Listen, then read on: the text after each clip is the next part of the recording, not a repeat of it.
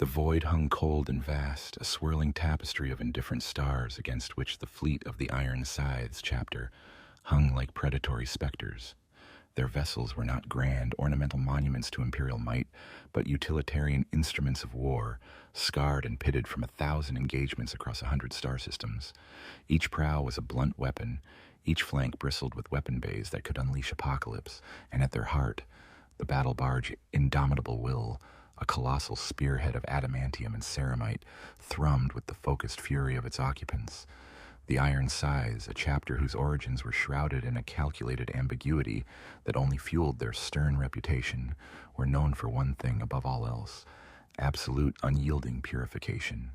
Where apostasy festered or Xenos blight took root, they brought a storm of iron and fire, leaving behind only ash, silence, and the stark memory of their judgment. Their adherence to the Codex Astartes was rigid, almost ascetic, yet subtly twisted by a unique, chilling interpretation of penance and duty. They believed that the greatest sin was not merely to fall from grace, but to refuse the arduous path back to imperial righteousness. Below them, suspended in the velvet blackness, was Veridian Prime. Once, it had been a jewel of the segmentum obscurus, a verdant agri-world whose vast hydroponic fields and biodomes fed entire subsectors. Its sun-drenched plains had stretched for thousands of kilometers, a vibrant mosaic of engineered flora, tended by billions of loyal, if complacent, citizens. Its cities, gleaming structures of plasteel and gravcrete, had risen like crystalline mountains from the greenery. Veridian Prime had been a world of life, abundance, and predictable tithes. Then the whispers began. Insidious, soft at first, they spread like a corrosive mist through the lower stratums of society, carried by itinerant preachers and frustrated tech priests. They spoke of the emperor's silence, of the oppressive weight of the administratum, of tithes that bled them dry while the planetary governor lived in gilded luxury. They spoke of a new way, a more direct path to salvation, one free from the dictates of distant Terra. A charismatic demagogue, a former guildmaster named Kalis Vane, rose from the discontent, twisting fragments of forbidden texts and half-remembered imperial creeds into a perverse gospel of self-rule and isolation. He promised liberation, prosperity, and a direct communion with the emperor unmediated by corrupt hierarchies. The seeds of rebellion, once sown, found fertile ground in the easy lives of Veridian Prime's populace. Within a Terran decade, the whispers became shouts, the shouts became riots, and the riots became a full-blown planetary secession. The administratum, initially dismissive, quickly found its pleas for reason met with defiance, then open hostility. Imperial Guard regiments dispatched to quell the unrest were met with fanatical resistance, their initial successes turning into attritional nightmares as the planet's vast, self-sustaining infrastructure was turned into a defensive labyrinth. It was then that the Iron Scythes received the astropathic distress call, coded with a priority that demanded immediate attention. Planetary Governor Aldred Vance's final message was a desperate plea for salvation, followed by the chilling words, "The planet is lost. Purge it all." And so, the Iron Scythes came. Their arrival was not heralded by diplomatic hails or demands for surrender. It was heralded by fire. From the deep void, a deluge of cyclonic torpedoes and macro cannon rounds descended, tearing open the upper atmosphere of Veridian Prime with incandescent fury. The beautiful verdant surface ignited in 1,000 places, erupting into titanic firestorms that scoured the carefully cultivated landscape. Cities that had stood for millennia were vaporized in a flash, their populations reduced to superheated gas. The orbital defenses, cobbled together from repurposed freighter guns and ancient planetary defense lasers, were systematically silenced by the Iron Scythe's methodical barrage. There was no mercy, no quarter, only the grim calculus of absolute obliteration. Chapter Master Kalen, a figure of granite and unyielding will, encased in a suit of ancient dark green power armor, watched the unfolding apocalypse from the Indomitable Will's command deck, his face a mask of cold satisfaction. He did not revel in the destruction, but saw it as a necessary surgical excision, a cauterization of the cancerous flesh that had once been a loyal world. "Initial impact phase complete," intoned Brother Sergeant Lycos, his voice a low rumble through the Voxcaster. "Atmospheric breaches are stable. Landing zones designated. Awaiting deployment orders, Chapter Master." Kalen turned, his gaze sweeping over the assembled officers, their faces grim and resolute beneath their helms. "Launch the assault. Brother Captain Thorvin, your company will secure the northern agri-domes. Brother Captain Lycos, the orbital elevator nexus is your primary objective. Ensure its structural integrity is maintained. The rest of the companies will engage on pre-designated vectors, collapsing the enemy's defensive lines with maximum prejudice. Leave nothing that breathes unless specified otherwise." The chilling qualification hung in the air, a silent promise of a fate worse than death. The drop pods screamed through the burning atmosphere, streaks of incandescent metal descending like vengeful gods. Each pod carried a squad of Iron Scythes encased in ceramite, armed with bolt guns and chainswords, instruments of the Emperor's wrath. They plunged through the churning clouds of ash and smoke, through the burning effluvia of a dying world, towards targets pre-selected for their strategic importance. When they hit, the earth shuddered, and the sound of their impact was like the crack of doom. Brother Captain Lycos' company, the third, hit the ground near the base of the orbital elevator nexus, a colossal spire that pierced the heavens, its plasteel skin now weeping molten slag from the orbital bombardment. The air was thick with the stench of ozone and incinerated flesh. Firestorms raged in the distance, casting an infernal glow across the shattered landscape. The defenders of the Nexus, a mix of planetary defense force remnants and fanatical cultists armed with everything from autoguns to jury-rigged glass cannons, were dug into fortified positions around the elevator's base. They were desperate, driven by Kalis Vane's twisted prophecies, fighting with the reckless abandon of those who believe they have nothing left to lose. Lycos, a hulking figure even among his brethren, led the charge. His power axe, a soul cleaver, hummed with contained energy, its adamantium edge eager for the fray.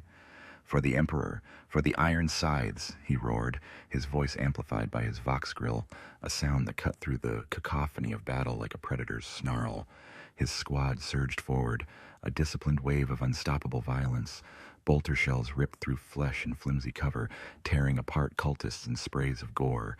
Chainswords whirred, carving through bodies, limbs, and makeshift barricades with brutal efficiency. The cultists, for all their fanaticism, were no match for the genetically engineered might of the Astartes. Their autogun fire spattered harmlessly off ceramite, their desperate charges met with contemptuous counter-assaults that left swathes of dead in their wake.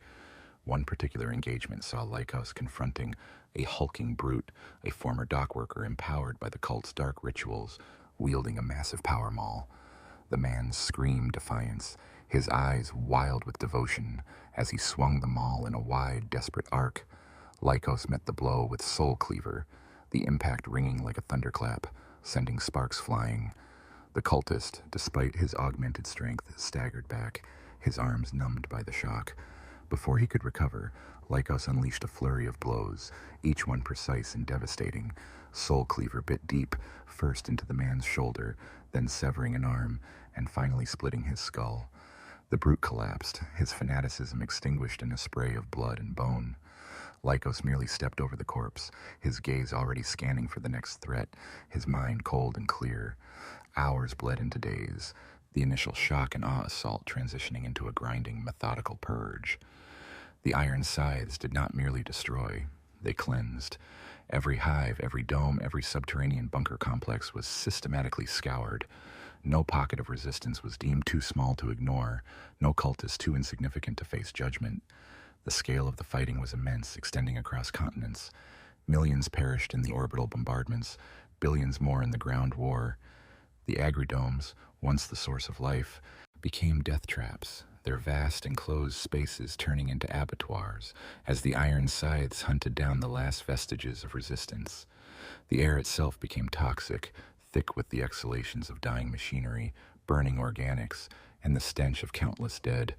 The waters ran red with gore.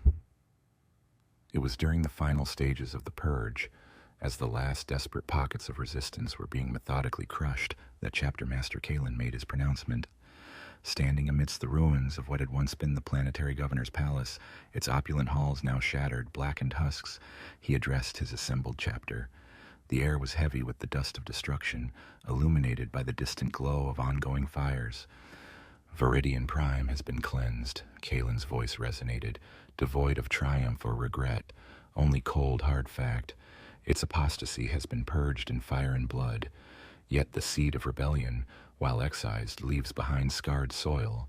The living, the survivors, they are not merely the innocent saved from perdition. They are the remnants of a world that failed, a population that allowed the cancer of heresy to take root. They breathed its air, heard its lies, and in their inaction or worse, contributed to its spread. A hush fell over the Space Marines, their heavy bolters and chainswords still dripping with the blood of the recently slain. They understood the grim implications of their chapter master's words. Typically, a world so thoroughly corrupted would be subjected to exterminatus, or its survivors sent to penal legions, or reduced to chattel slaves for the Adeptus Mechanicus. Kalen's next words have, however, revealed a judgment far more complex and far more grim. "We will not simply condemn them to the mines or to the silence of oblivion," Kalen continued, his voice gaining a chilling edge of conviction. "That would be too easy a penance, too swift an absolution. No, these survivors, these sons and daughters of a fallen world, will be granted a chance at true redemption. They will be inducted into a new legion, forged in the fires of repentance. They will be given arms, albeit crude ones, and sent into the void to fight the Imperium's myriad foes. They will earn their salvation, not by passive suffering, but by active, bloody conquest. They will become the spear of penance, an endless crusade against the Xenos, a living monument to the cost of disloyalty and the enduring, brutal demands of Imperial faith. Their every victory, every drop of Xenos blood spilled, will be a payment against their world's great sin. This is not merely a military endeavor, it is a re-education, a spiritual alchemy. We will turn their latent treason into unyielding xenophobia, their weakness into brutal strength, their heresy into fanatical devotion to the Golden Throne. This is their penance. This is their true indoctrination. The Iron Scythes will oversee this crusade. We will temper them in the crucible of war until they are either purified or broken beyond repair. Let the universe bear witness to the Iron Scythes' grim justice. Let the drums of the Penance Crusade begin their beat. A collective, silent understanding passed through the ranks of the Iron Scythes. This was not merely a conquest of a world, but a conquest of souls. It was a new, brutal chapter in their chapter's history, a reaffirmation of their unwavering, uncompromising dedication to the Emperor's will, no matter the cost in human lives, no matter the depth of the shadow it cast upon their own souls. The Grimdark of the 41st Millennium had just found a new, terrible instrument of its eternal, unforgiving struggle. The Purges on Veridian Prime had been a prelude. The true war was about to begin. The purging of Veridian Prime was not merely a military occupation, nor a swift punitive action. It was a prolonged, agonizing dismemberment of a world, a systematic vivisection executed with the cold precision of a surgeon and the brutal efficiency of a butcher. The initial orbital bombardments and rapid strike insertions had broken the back of the planetary defense grid and decapitated the major rebel command structures. Yet millions, perhaps billions, remained, scattered across a scarred landscape, clinging to life in subterranean bunkers, repurposed agri-domes, or the blasted husks of once proud cities. These were not merely cultists, they were civilians, desperate for survival, often misled, sometimes merely terrified. The Iron Scythes made no distinction. To them, all who had lived upon a world that had embraced rebellion were tainted. The hunt began. It was a relentless grinding process that stretched for long months. The Iron Scythes deployed their chapter serfs and auxiliary forces, the heavily armed and fanatical servitor legions and the grim, unfeeling castellans, to root out every pocket of resistance, every desperate survivor, every whisper of defiance. But it was the Space Marines themselves who spearheaded the most difficult and bloody aspects of this purification. They moved with an unholy synchronicity, their dark green armor a stark contrast against the burning ochre and ash of the dying world. Brother Captain Lycos, still commanding the 3rd Company, led his warriors through the winding, collapsing tunnels beneath what had once been the city of Apex. The air was thick with dust, the acrid stench of burnt plasticrete, and the lingering sweetness of decay. Ancient hydrological pipes had burst, flooding sections of the Undercity with murky, chemical-laced water, creating a labyrinthine quagmire. Here, deep beneath the surface, thousands had sought refuge, believing the earth itself would shield them from the wrath above. They were wrong. Lycos' squads methodically advanced, their heavy boots splashing through the water, their helmet lamps cutting through the Stygian gloom. Their bolters chattered incessantly, each shot a controlled burst of destruction, ripping apart the desperate, malnourished defenders. These were not the fanatic zealots of the initial assault. These were men and women, often elderly or infirm, armed with scavenged tools, ancient hunting rifles, or simply rocks in their own despair. They fought with a futile, animalistic ferocity, driven by terror and the knowledge that surrender was not an option. Lycos saw an old woman, her face etched with a lifetime of toil, raise a rusted kitchen knife against his advance. Without hesitation, Brother Sergeant Cale, Lycos' second-in-command, swept her aside with a casual backhand, sending her small, frail body spinning into a wall where it crumpled lifelessly. There was no emotion, no flicker of pity in Cale's movements, only the cold, brutal execution of orders. Lycos himself encountered a family huddled behind an overturned cargo container. A father, gaunt and trembling, pushed his 2 children behind him, raising a length of rebar like a spear. Lycos' bolter coughed once, sending a mass reactive round tearing through the man's chest.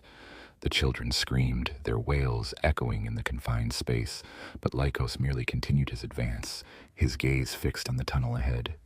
He did not look back. He could not afford to. Such sentiment was a weakness, a luxury for those not tasked with the Emperor's grim will. Above ground, the devastation was even more stark.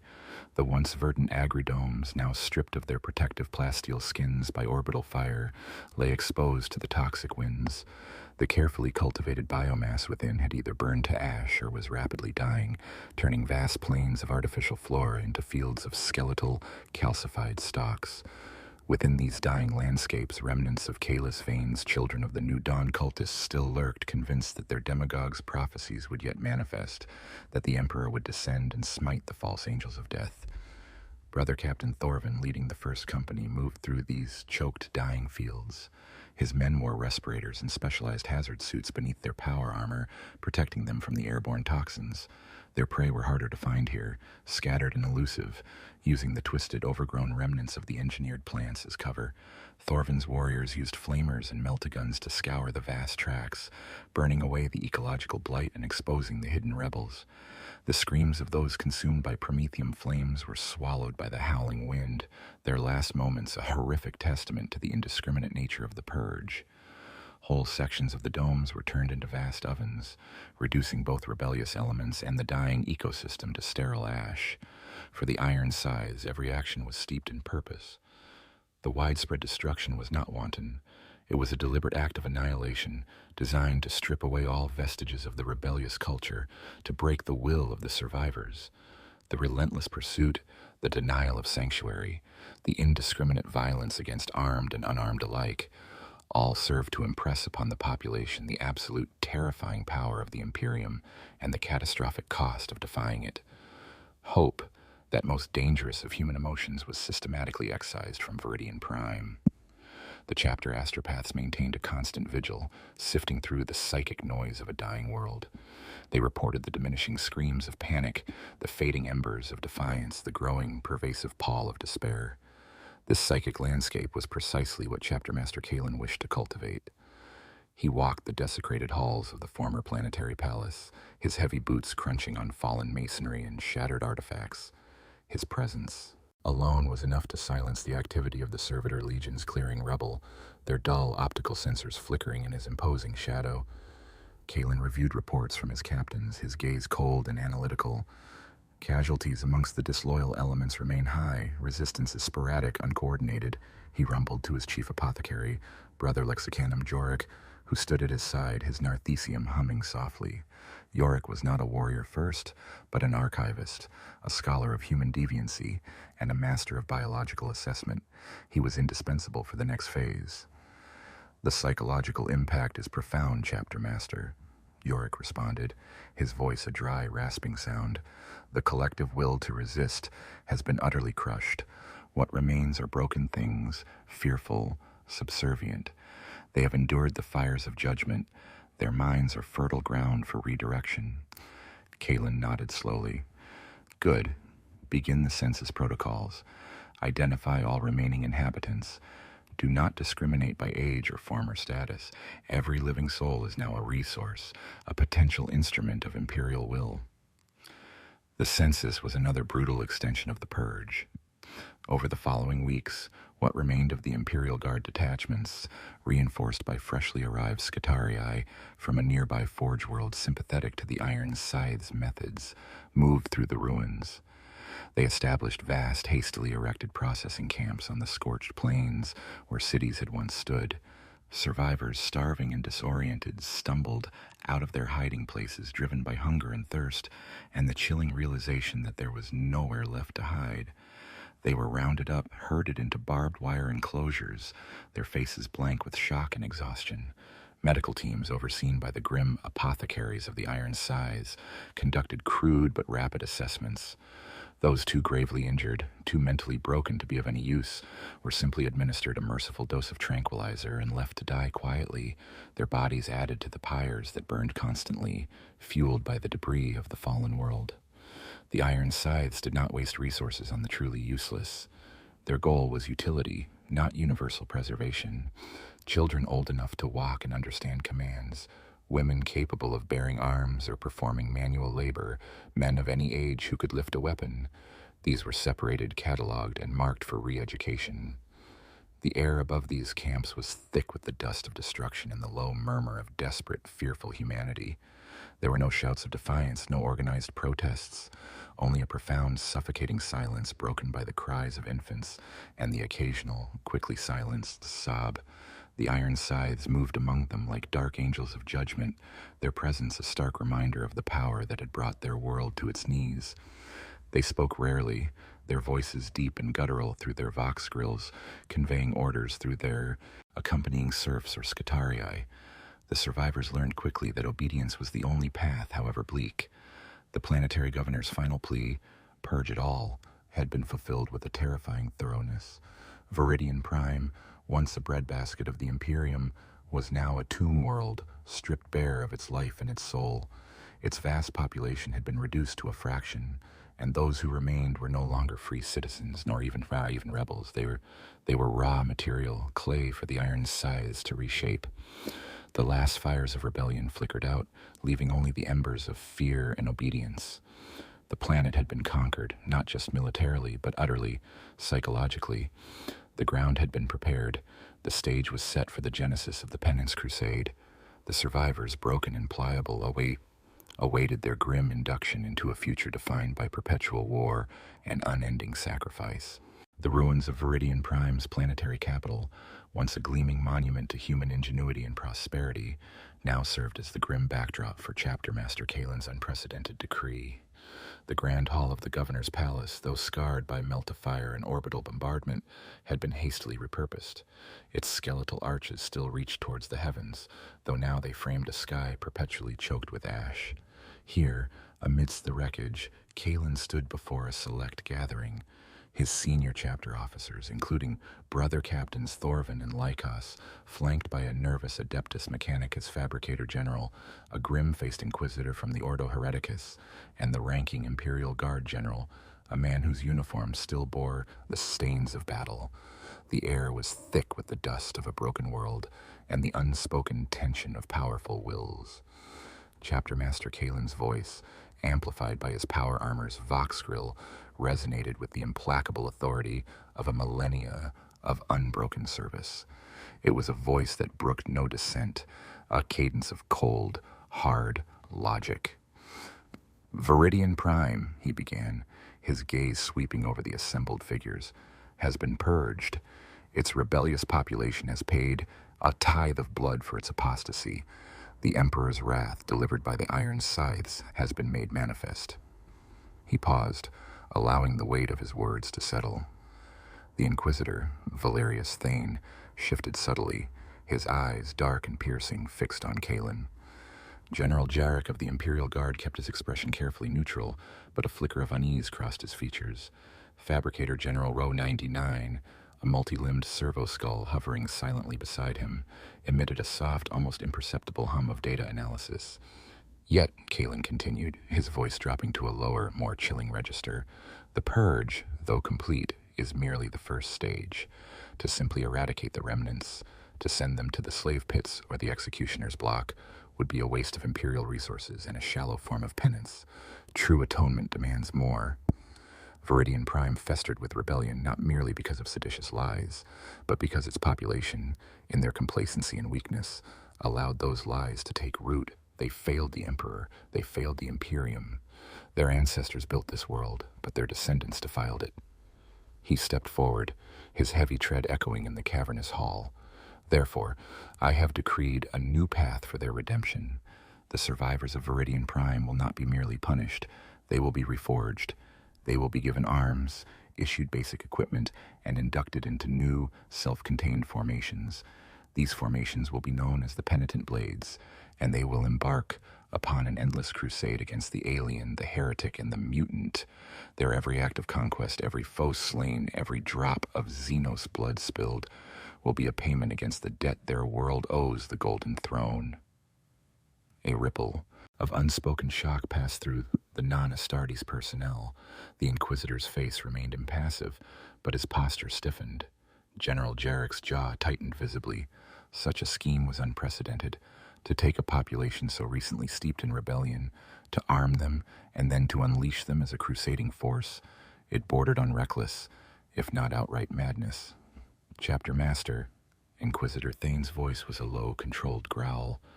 While the zeal of the Iron Scythes is unquestioned, the logistical and strategic implications of arming a population so recently proven unreliable are profound. Such a force could prove as much a liability as an asset. The risk of recidivism, of their turning those arms against Imperial forces once more, is not insignificant. Kalen turned his gaze, cold and unwavering, to Thane. Inquisitor, your concerns are noted but short-sighted. We do not offer them a choice. We offer them an absolute mandate. Their indoctrination will be total, their training will be brutal, their commanders will be drawn from our chapter's serfs and, in time, from the most fanatical amongst their own ranks, tempered by direct oversight from our chaplains and apothecaries.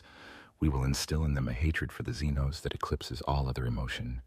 Their very survival will depend on their zeal. They will be conditioned to associate victory against the alien with their own spiritual absolution. Their bodies will become weapons, their faith a shield against the temptations of doubt. Any amongst them who show the slightest sign of wavering will be purged without hesitation. The Iron Scythes will tolerate no compromise in their pursuit of Imperial truth. He gestured to a series of projections that flickered to life on a cracked data slate, displaying tactical overlays of nearby star systems, rich with Xenos infestations. Their purpose will be simple: conquest. To expand the Emperor's dominion, one blood-soaked star system at a time. This is not mercy, Inquisitor. This is a deeper judgment. It is the crucible in which their souls will either be purified or utterly consumed. Their existence will be an eternal penance, a living testament to the Emperor's unforgiving will. The Fabricator General 099, his optic sensors glowing a sickly orange, offered a rare vocalization. Chapter Master, the provision of arms and material for such numbers. It would necessitate a significant diversion of resources. The sheer scale is inefficient. Inefficiency is a concept for the administratum, Fabricator General, Kalen retorted, his voice dismissive. The purification of a soul, the restoration of a world's honor, is beyond mere cost. You will provide what is necessary. Your adepts will establish the forge facilities required for their armaments and basic vehicles. Consider it a tithe to the crusade, a contribution to the re-education of a fallen world. The Emperor demands it. No one dared to argue further. The will of a Space Marine chapter master, especially one who had just demonstrated such brutal efficacy, was rarely gainsaid, least of all by those who valued their own continued existence. The silence that followed was heavy, pregnant with the grim implications of Kalen's pronouncement. Among the Iron Scythes, the decree was met with grim acceptance. Brother Captain Lycos, who had personally overseen the bloody ground purges, felt the familiar cold certainty of duty settle in his chest. While the sheer scale of Kalen's vision was audacious, even for the Iron Scythes, its underlying logic was undeniable to their chapter's grim ethos. Their chapter had always held a strong belief in redemption through suffering and unwavering service. This was merely an extreme yet logical extension of that philosophy. The weakness of humanity, its propensity for falling into heresy, demanded such severe remedies. Later, as the meeting dispersed, Lycos approached Kalen. "Chapter Master," he rumbled, his voice a low vibration. "The task will be immense, to break and then rebuild billions into such an instrument. The spiritual burden upon our chaplains, the logistical strain." Kalen turned, his helmeted gaze meeting Lycos's. "The Emperor's work is never light, brother, Captain. The burden is part of the penance, for them and for us. We are the instruments of a justice that transcends mortal comforts. It is our duty to ensure this re-education is absolute. Let them understand that the only path to grace, the only path away from the stain of Veridian Prime, is through eternal war in the Emperor's name." The immediate implementation of the Penance Crusade began with terrifying speed and efficiency. The vast temporary processing camps, which had once been places of desperate confinement, were now transformed into brutal induction centers. The Administratum, cowed by the Iron Scythes' demonstration of power and Chapter Master Kalen's unyielding will, was compelled to divert massive resources. Imperial Guard logistical assets were requisitioned. Adeptus Mechanicus tech priests, under the watchful eyes of the Iron Scythes' own tech marines, began establishing rudimentary fabrication facilities amidst the ruins. The survivors of Veridian Prime, who had barely begun to process the horrors they had endured, now faced a new, incomprehensible terror. They were not to be executed, not enslaved in the traditional sense, but conscripted into an endless war. Their tears and pleas for mercy were met with the unfeeling silence of the Astartes or the cold, precise instructions of their new grim overseers. They were given rough uniforms assigned to cadres and marched into the hastily constructed training grounds. These grounds, carved out of the shattered plains, were desolate, wind-swept tracks where the echoes of destruction still lingered.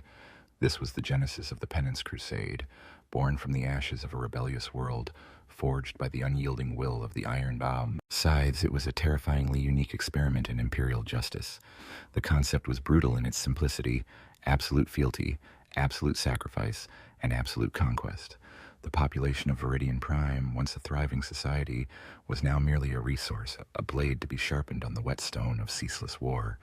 The grim beat of the crusade drums had begun, a cadence that would echo across the segmentum, carrying the Iron Scythes' grim justice to the darkest corners of the galaxy, powered by the unwilling penance of a condemned world.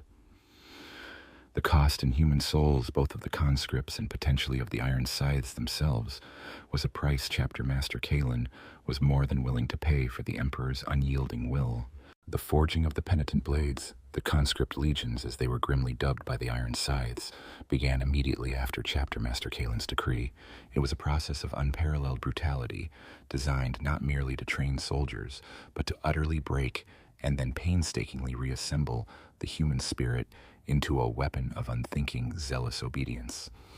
The survivors of Veridian Prime, numbering in the hundreds of millions, were no longer individuals with names and histories. They were units of resource, biomass to be shaped for the Emperor's unforgiving will. The vast processing camps, constructed from hastily salvaged durasteel and plasteel panels, became the crucible. Miles of barbed wire, observation towers manned by servitors armed with heavy stubbers, and patrol routes constantly surveyed by Iron Scythes in their dark green power armor ensured there was no escape, no solace, no opportunity for descent. The air within these sprawling enclosures was thick with the dust of the dying world and the palpable miasma of fear. Brother Chaplain Grimaldus, a figure whose every movement bespoke a chilling zealotry, was placed in overall command of the indoctrination efforts. He was a master of the litany of hate, a relentless orator whose voice, augmented by his vox grill, could turn raw terror into righteous fury. His sermons, delivered from platforms constructed from the wreckage of the governor's palace, were not aimed at comfort or hope, but at the eradication of all previous loyalties and the inculcation of an absolute, unreasoning xenophobia. "You are nothing," Grimaldus would boom, his voice echoing across the massed ranks of starving, bewildered conscripts. "You are the progeny of a fallen world, tainted by the sin of rebellion. Your hands are stained with the blood of loyalty, your hearts weak with doubt. But the Emperor, in his infinite, terrible wisdom, offers you a path to absolution, a path paved in the blood of his enemies. Every Xenos gutted, every heretic purged, every mutant burned cleanses a fraction of your inherited sin. The initial training was a regimen of systematic dehumanization. Family units were deliberately broken up, individuals reassigned to new squads with strangers eroding any lingering bonds of community. Sleep was a luxury, food was rationed to mere subsistence, and physical exhaustion was constant. Instructors chosen from the Iron Scythes' most ruthless chapter serfs, their faces masked by emotionless helmets or cybernetic enhancements, drove the conscripts mercilessly. Beatings were common, arbitrary punishments frequent. Any hesitation, any questioning of orders was met with instant, severe reprisal. Those who collapsed from exhaustion were left to be trampled or dragged away by grim-faced servitors for reprocessing, a euphemism for death. Weapon training began with crude, mass-produced laser guns and blunt bayonets. The former citizens of Veridian Prime, many of whom had never held a weapon more dangerous than a farming implement, were forced to perform endless drills, march for days through the desolate ruins, and engage in live-fire exercises where casualties were high and deemed acceptable. The sounds of laser gun fire, the screams of the injured and done, and the incessant roar of the drill sergeants became the constant soundtrack of their existence. The psychological conditioning was even more insidious. Every moment was a lesson in abject subservience and the supremacy of the Imperium. Propaganda pictograms projected onto the broken walls of ruined buildings depicted the Iron Scythes as avenging angels, and Kalis Vane's rebellion as the work of grotesque Xenos puppets. The concept of the Xenos was hammered into their minds as the ultimate evil, the cosmic enemy, the antithesis of everything pure and imperial. Any news from the outside world, any notion of their old lives, was utterly suppressed. Their only reality was the Penance Crusade. Among the conscripts, some broke, some tried to escape, only to be cut down by the servitor patrols or hunted down by Iron Scythes themselves. Their bodies, hung from hastily erected gibbets, served as stark warnings. Others succumbed to despair, their minds shattering under the relentless pressure. These too were called, deemed unfit for the Emperor's service. But many, a terrifying majority, adapted. They learned to kill, to obey without question, to find a grim, perverse satisfaction in the collective suffering that bound them. One such survivor was a young man named Jarek, once a hydroponics engineer. He watched his parents disappear into the reprocessing lines, his younger sister assigned to a different cadre, never to be seen again. He had clung to the hope of reunion, to the memory of his former life. But with each brutal drill, each screamed command, each lash of a ceramite gauntlet, that hope was flayed away, replaced by a cold, burning emptiness. He learned to march until his feet bled, to wield a laser gun until his arms ached, to suppress every instinct of compassion. He learned to hate. The Iron Scythes, particularly the chaplains, identified individuals like Jarek. They sought out those who, though broken, possessed a spark of ferocity, a nascent zeal. These individuals were given minor privileges, slightly better rations, a moment of respite, and then pushed even harder. Jarek became a section leader, his voice hoarse from shouting orders, his eyes vacant but burning with an internal fire. He became a tool, sharp and unfeeling, forged in the fires of Veridian Prime's destruction. Brother Captain Lycos often observed these training regiments, his towering form a silent, menacing presence. He watched the masses, the endless columns of gray uniformed conscripts, their faces gaunt, their eyes hollow, their movements becoming increasingly mechanical. He saw the transformation, the slow death of individuality, and the birth of a collective, obedient fighting machine. It was a grim process, but Lycos saw its necessity. This was the raw material that would expand the Imperium, even if it meant sacrificing entire generations of a once rebellious world. "They are becoming what we intend, Brother Captain," Apothecary Jorik noted one cycle, standing beside Lycos on an observation platform, overlooking a vast firing range where hundreds of conscripts were performing synchronized volleys. "The old loyalties are dying. The new hate is taking root." Lycos nodded, his gaze unwavering. "Good. The Emperor requires instruments, not philosophers. Let their penance be absolute, their service eternal. Let them earn their redemption with every Xenos life they take." The final phase of indoctrination involved ritualistic oaths of fealty administered by chaplains in mass ceremonies. Surrounded by the imposing presence of the Iron Scythes, their voices raw from weeks of abuse and fear, the conscripts swore allegiance to the Emperor, to the Imperium, and to the Iron Scythes chapter. They pledged their lives to the eradication of the Xenos, their existence to eternal war. Each oath was sealed with a small branding mark applied to their forearms, the stylized image of a scythe blade, signifying their unbreakable bond to their grim overseers. These weren't just soldiers. They were the Penitent Blades, an instrument of vengeance crafted from the ashes of rebellion. Their loyalty was not born of love or conviction, but of fear, indoctrination, and a desperate internal need for absolution. They were a testament to the Iron Scythes' brutal efficacy, a grim triumph of will over the individual spirit. The transformation was complete. The hundreds of millions of broken souls from Veridian Prime were no more. In their place stood a vast, expendable army, ready to embark upon an endless crusade, ready to pay their world's debt in blood. Their true test, and the true horror of their existence, was yet to come. The first deployment of the Penitent Blades, the nascent conscript legions forged from the ashes of Veridian Prime, was not to a distant grand battlefield against a formidable foe. Instead, Chapter Master Kalen, with his customary grim pragmatism, chose a series of minor neglected star systems on the fringes of Imperial space.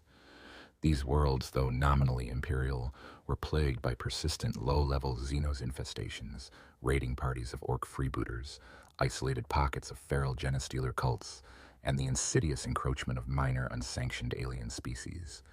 These were battlegrounds where overwhelming numbers and fanatical, if inexperienced, resolve could achieve measurable victory, serving as a brutal proving ground for the nascent legions. The fleet of the Iron Scythes, now augmented by a flotilla of repurposed Imperial Guard transports and troop carriers, designated the Penance Fleet, moved through the void like a predatory organism. On board the troop ships, the conditions for the Penitent Blades were Spartan, designed for utility and to reinforce the constant state of deprivation. Rations were minimal, sleep quarters cramped, and the air was thick with the recycled breath of billions.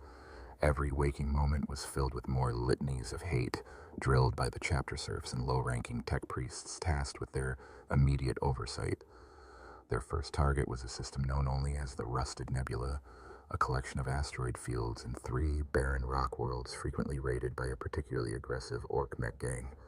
The orcs, known for their crude but effective technology and boundless aggression, were deemed a suitable first enemy. They were physically imposing, undeniably alien, and possessed a simplistic mindset that made them both predictable and endlessly replaceable. The dropships, repurposed atmospheric transports, stripped of all non-essential equipment, were packed to bursting with Penitent Blades. Jarek, the former hydroponics engineer turned section leader, found himself crammed shoulder to shoulder with hundreds of others, the air thick with the metallic tang of fear and the smell of unwashed bodies. His crude laser gun, scarred and worn, felt heavy in his hands, his heart hammered in his chest, a primal drumbeat of terror and grim determination.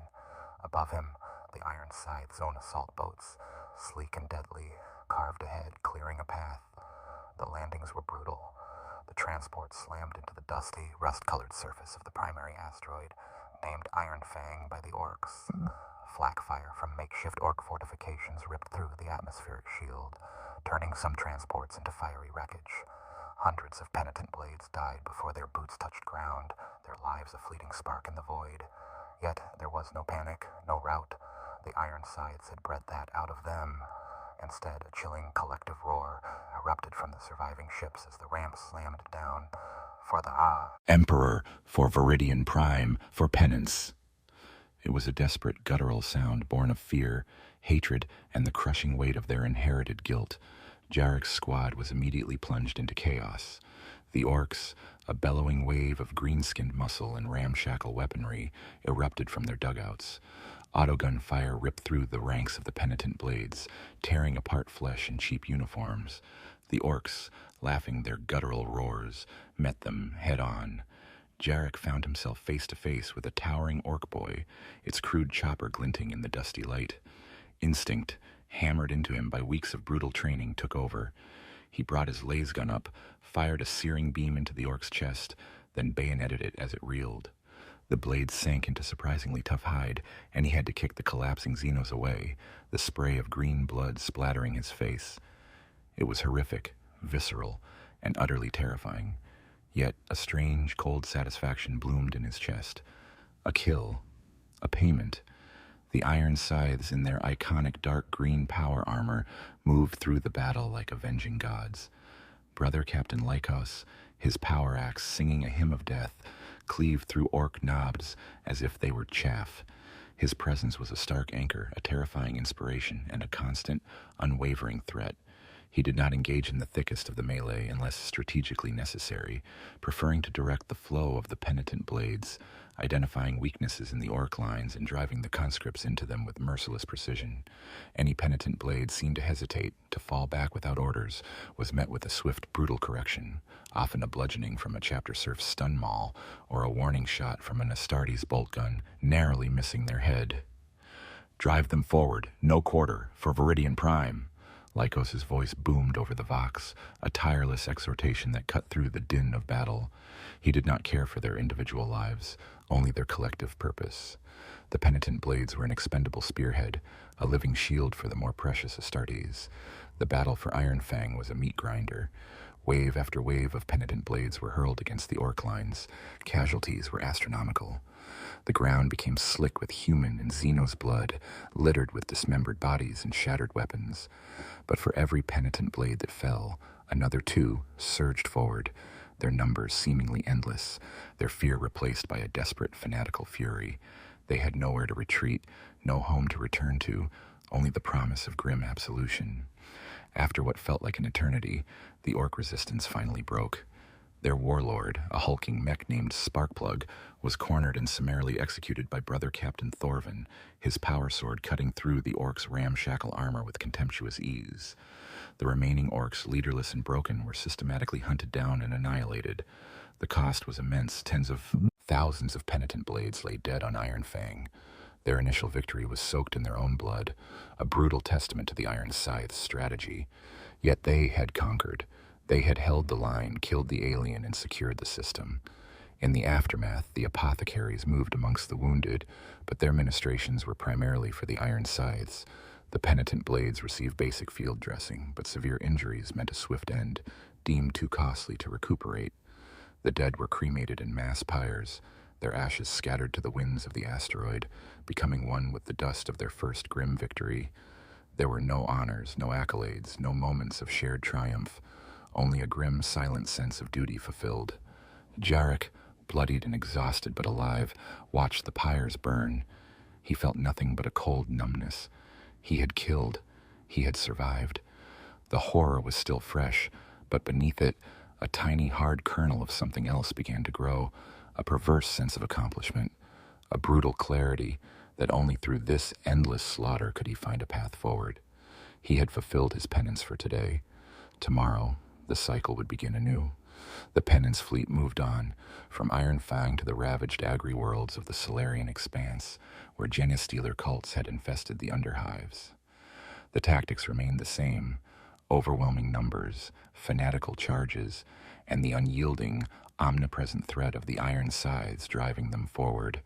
Again and again, the Penitent Blades, these harbingers of conquest, were hurled into the maw of galactic horror. They learned quickly, or they died. Those who survived became tougher, colder, their fear slowly transmuted into a potent, weaponized hatred. They were losing their humanity, becoming less like the citizens of Veridian Prime, and more like the grim, unfeeling instruments their masters intended. The Iron Scythes observed these transformations with satisfaction. Casualties were high, higher than any conventional Imperial Guard regiment would tolerate, but the supply of conscripts from Veridian Prime, though finite, was still vast. This was a war of attrition, not just against the Xenos, but against the very souls of their own populace. And in this, the Iron Scythes were proving terrifyingly effective. The Penance Crusade had begun, not with a bang, but with a horrifying, drawn-out grind, measured in the countless lives of the Penitent Blades and the ever-growing tally of Xenos dead. It was a grim success, a testament to the Iron Scythe's brutal vision, a chilling harbinger of the conquests to come. As the Penance Crusade pushed deeper into the segmentum, leaving a trail of cleansed systems and untold millions of fallen Penitent Blades in its wake, the nature of the challenges they faced began to shift. The initial targets had been minor Xenos infestations, scattered raiding parties, and isolated cults, suitable for forging the raw recruits of Veridian Prime into something akin to an army. But the ceaseless, brutal advance of the Iron Scythes and their conscript legions inevitably drew the attention of more organized, more formidable threats. It was in the desolate, radiation-scorched star systems of the Tartarus Verge that the Penance Crusade encountered its true adversary, the Xylos hegemony. Unlike the sporadic aggression of orcs or the insidious creep of genestealer cults, the Xylos were an ancient, disciplined Xenos empire. Their technology was advanced, their command structure hierarchical, and their xenophobia matched only by that of the Imperium itself. They were a reptilian species, hunched and scaled, with multi-jointed limbs and glowing predatory eyes. Their weapons fired shards of crystalline energy, their ships moved with an unsettling fluidity, and their soldiers fought with a chilling, synchronized efficiency. The first encounter was devastating. A reconnaissance fleet of Penance Crusade transports, lightly escorted by a single Iron Scythes strike cruiser, blundered into a Xylos patrol. The Xylos vessels, sleek and angular, launched a surprise attack from the dark nebulae. The strike cruiser, Blade of Judgment, managed to engage with its formidable macro cannons and lance batteries, tearing apart 2 Xylos frigates before being overwhelmed by concentrated fire. It died in a blaze of glory, taking hundreds of Xylos warriors with it, its final defiant void shield collapsing under the relentless barrage. The transports, however, were not so lucky. They were quickly outmaneuvered, their defenseless hulls torn open by crystalline beam weapons. The Penitent Blades aboard, numbering in the hundreds of thousands, were massacred, their screams swallowed by the void. Chapter Master Kalen received the reports with a grim, almost detached calm. He saw not a defeat, but a clarification. This was the true enemy, a foe worthy of the Iron Scythe's full attention, and a proper crucible for the Penitent Blades. "So the Tartarus Verge bleeds," he rumbled, examining the casualty reports on the primary hololith in the Indomitable Will's command bridge.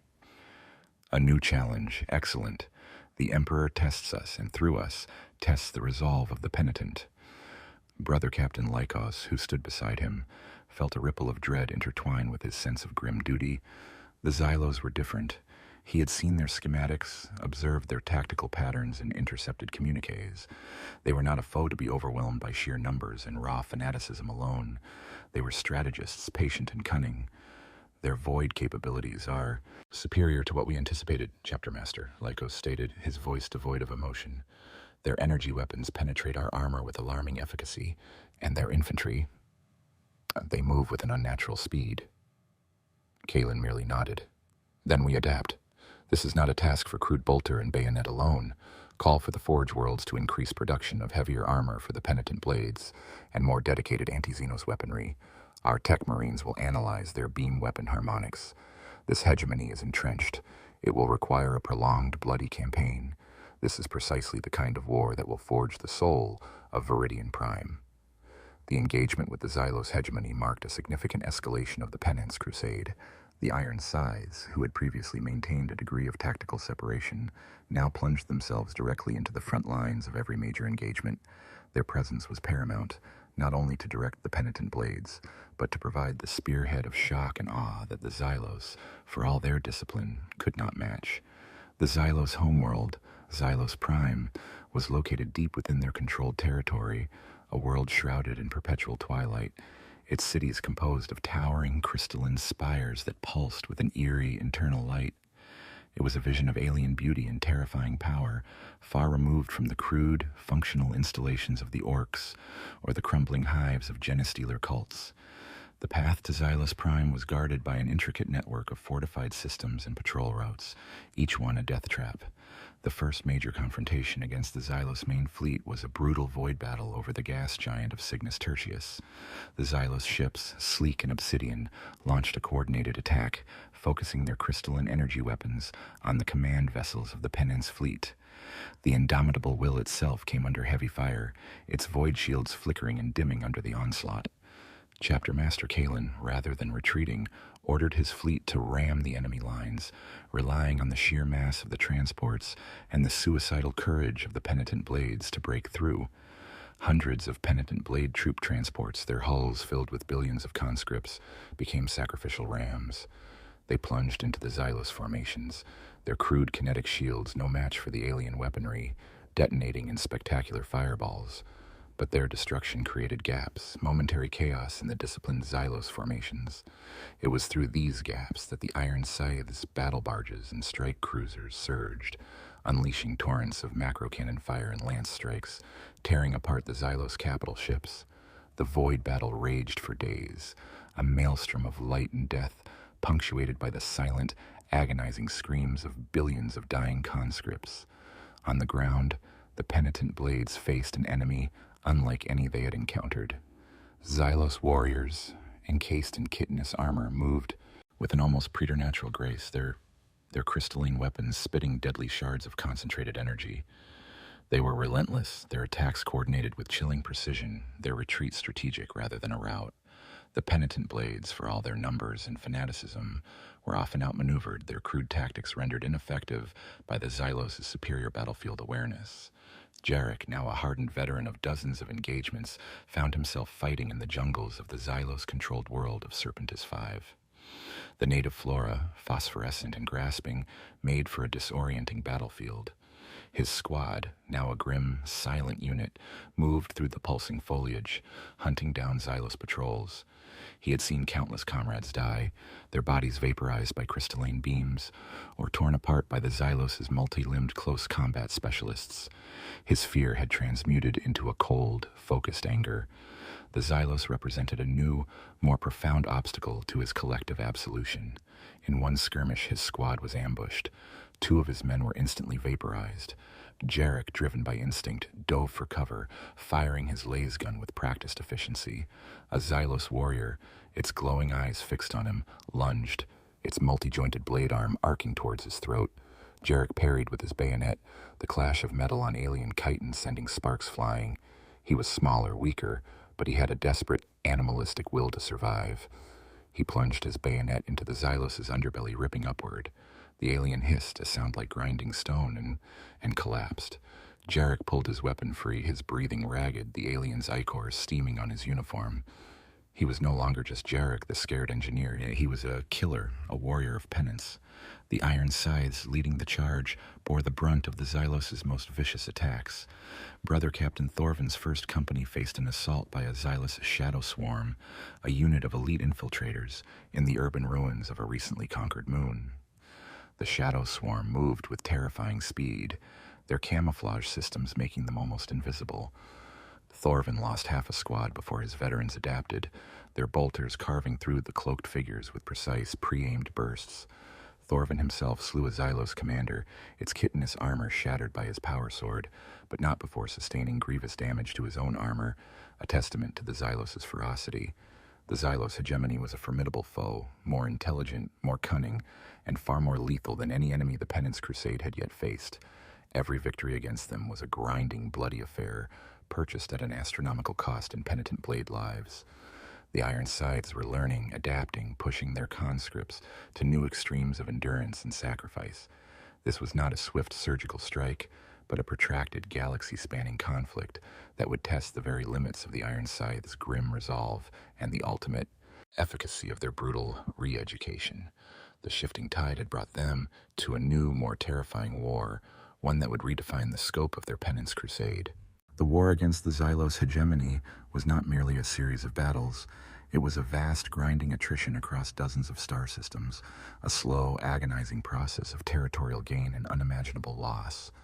The Iron Scythes, utterly committed to the destruction of this new, sophisticated Xenos threat, hurled the Penitent Blades into the maw of war with unrelenting ferocity. Every victory, no matter how minor, came at a cost that would have crippled any conventional Imperial campaign.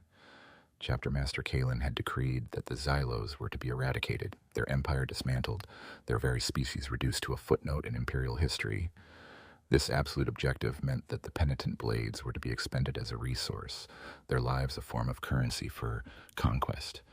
The logistical trains of the Penance fleet constantly ferried new waves of conscripts from the re-education camps on Veridian Prime, ensuring a steady, though ever-diminishing, supply of fresh bodies to replace the billions lost. The engagements escalated in ferocity. On the scorched plains of Xylos-occupied Gortys 9, Brother Captain Lycos' 3rd Company led a frontal assault against a heavily fortified Xylos energy conduit complex. The Xylos had dug in deep, their crystalline turrets spitting deadly beams that flayed swaths of Penitent Blades from existence. Lycos, observing the carnage from his Land Raider Crusader, ordered repeated successive waves of conscripts to charge the fortifications. "Break their lines. For Veridian Prime, absolve your sin with fire." His voice boomed over the Voxcaster, an unceasing, implacable command. Jarek, now a seasoned sergeant, led his squad through the storm of enemy fire. He saw men vaporize beside him, heard the screams of the dying, felt the concussive force of near misses. His own armor, scavenged and reinforced, was pitted and scarred. His face, beneath the grime and sweat, was gaunt, his eyes holding the hard, flat stare of a man who had seen too much death. He no longer felt fear in the same way. It had been replaced by a grim, numb resolve. Survival was simply the means to continue the fight, to inch closer to that elusive, unspoken absolution. His squad reached a trench line, filled with the bodies of those who had gone before.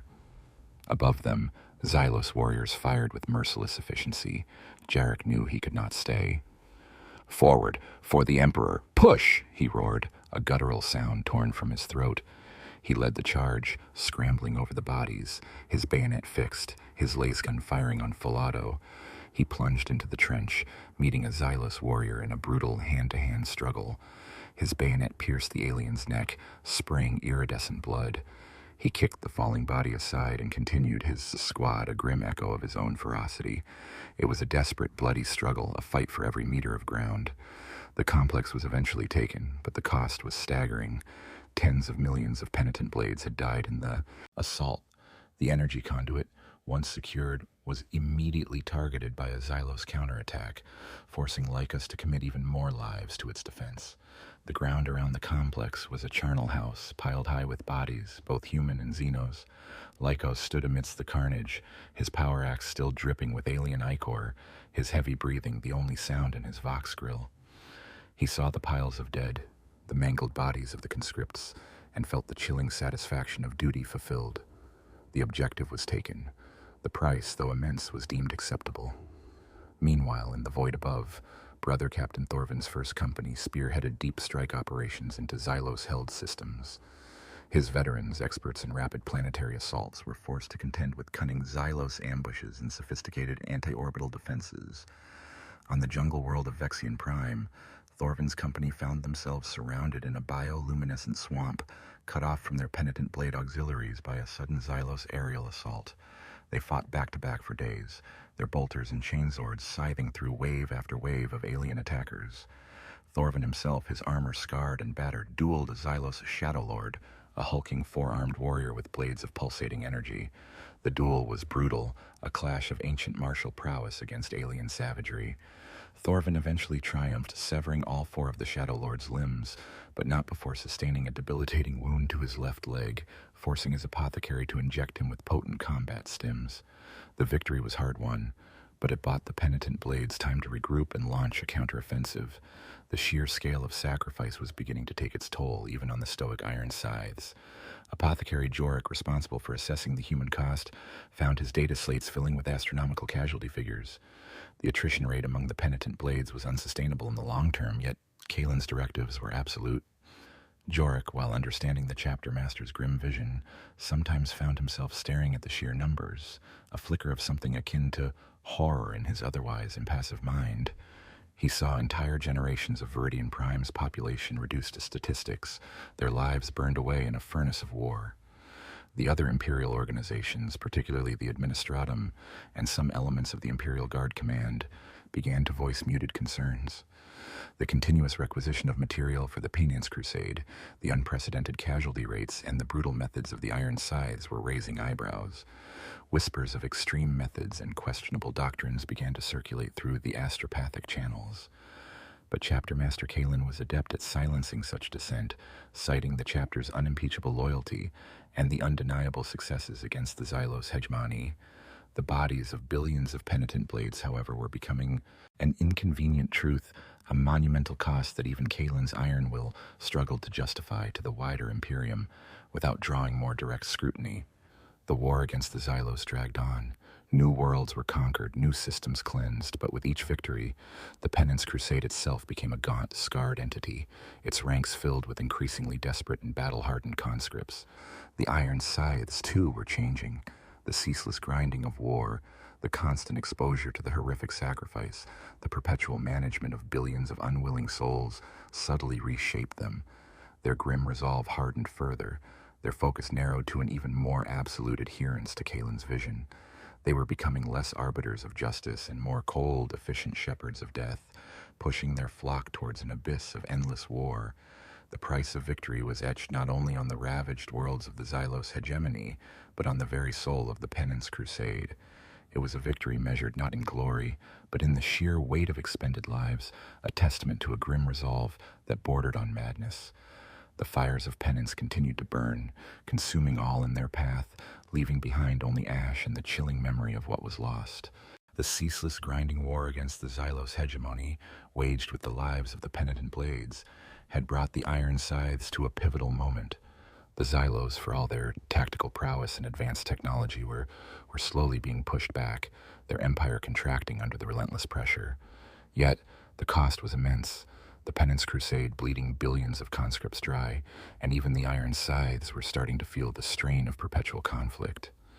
It was during a rare moment of respite, a period of resupply and tactical realignment in the shadow of the Cygnus Rift, that ancient whispers began to surface, hinting at a truth long buried, a secret that cast a disquieting light on the very origins of the Iron Scythes themselves. The catalyst was a discovery on a newly conquered Xylos moon, designated Relic Moon 7. Brother Captain Lycos' third company was overseeing the pacification efforts, which mainly involved scouring the moon's subterranean Xylos archives for intelligence. Deep within a sealed vault, protected by layers of alien encryption and force fields, Tech Marine Kaelin III, a dedicated servant of the Iron Scythes, uncovered a series of ancient Xylos data slates. These were not military documents or technological schematics, but historical records chronicling the Xylos' interactions with various galactic powers over millennia. Among these records, Tech Marine Kaelin III found disquieting entries. They spoke of a devastating conflict long before the current war between the Xylos hegemony and an unknown nascent human empire that predated the Great Crusade. These humans, the Xylos records described, were a zealous, highly militarized culture, possessing a nascent but formidable void fleet and a terrifyingly efficient genetic warrior caste. What truly caught Kaelin III's attention, however, were the detailed descriptions of these warriors. Clad in dark green power armor, wielding bolt guns and chainswords, adorned with symbols of iron and scythes. Their tactics, their grim adherence to a martial code, and their absolute ruthlessness bore an unsettling resemblance to the Iron Scythes themselves. The Xylos records referred to these warriors as the Harbingers of Iron, or more chillingly, the Unforgiving Sons. They spoke of a brutal war that raged for centuries, pushing the Xylos hegemony to the brink of collapse, only ending when the Harbingers inexplicably withdrew, leaving the Xylos shattered but ultimately victorious. The Xylos chronicles detailed their deep, abiding hatred for these unforgiving sons, a racial memory of near annihilation. Tech Marine Kaelin III, bound by his loyalty to the chapter, immediately transmitted the findings to Chapter Master Kaelin. The implications were profound and disturbing. The Iron Scythes believed their chapter to be of pure, if unconfirmed, loyalist origins, their lineage obscured only by the chaos of the Horus Heresy and subsequent purges. But these Xylos records painted a different picture, suggesting an ancient separate genesis.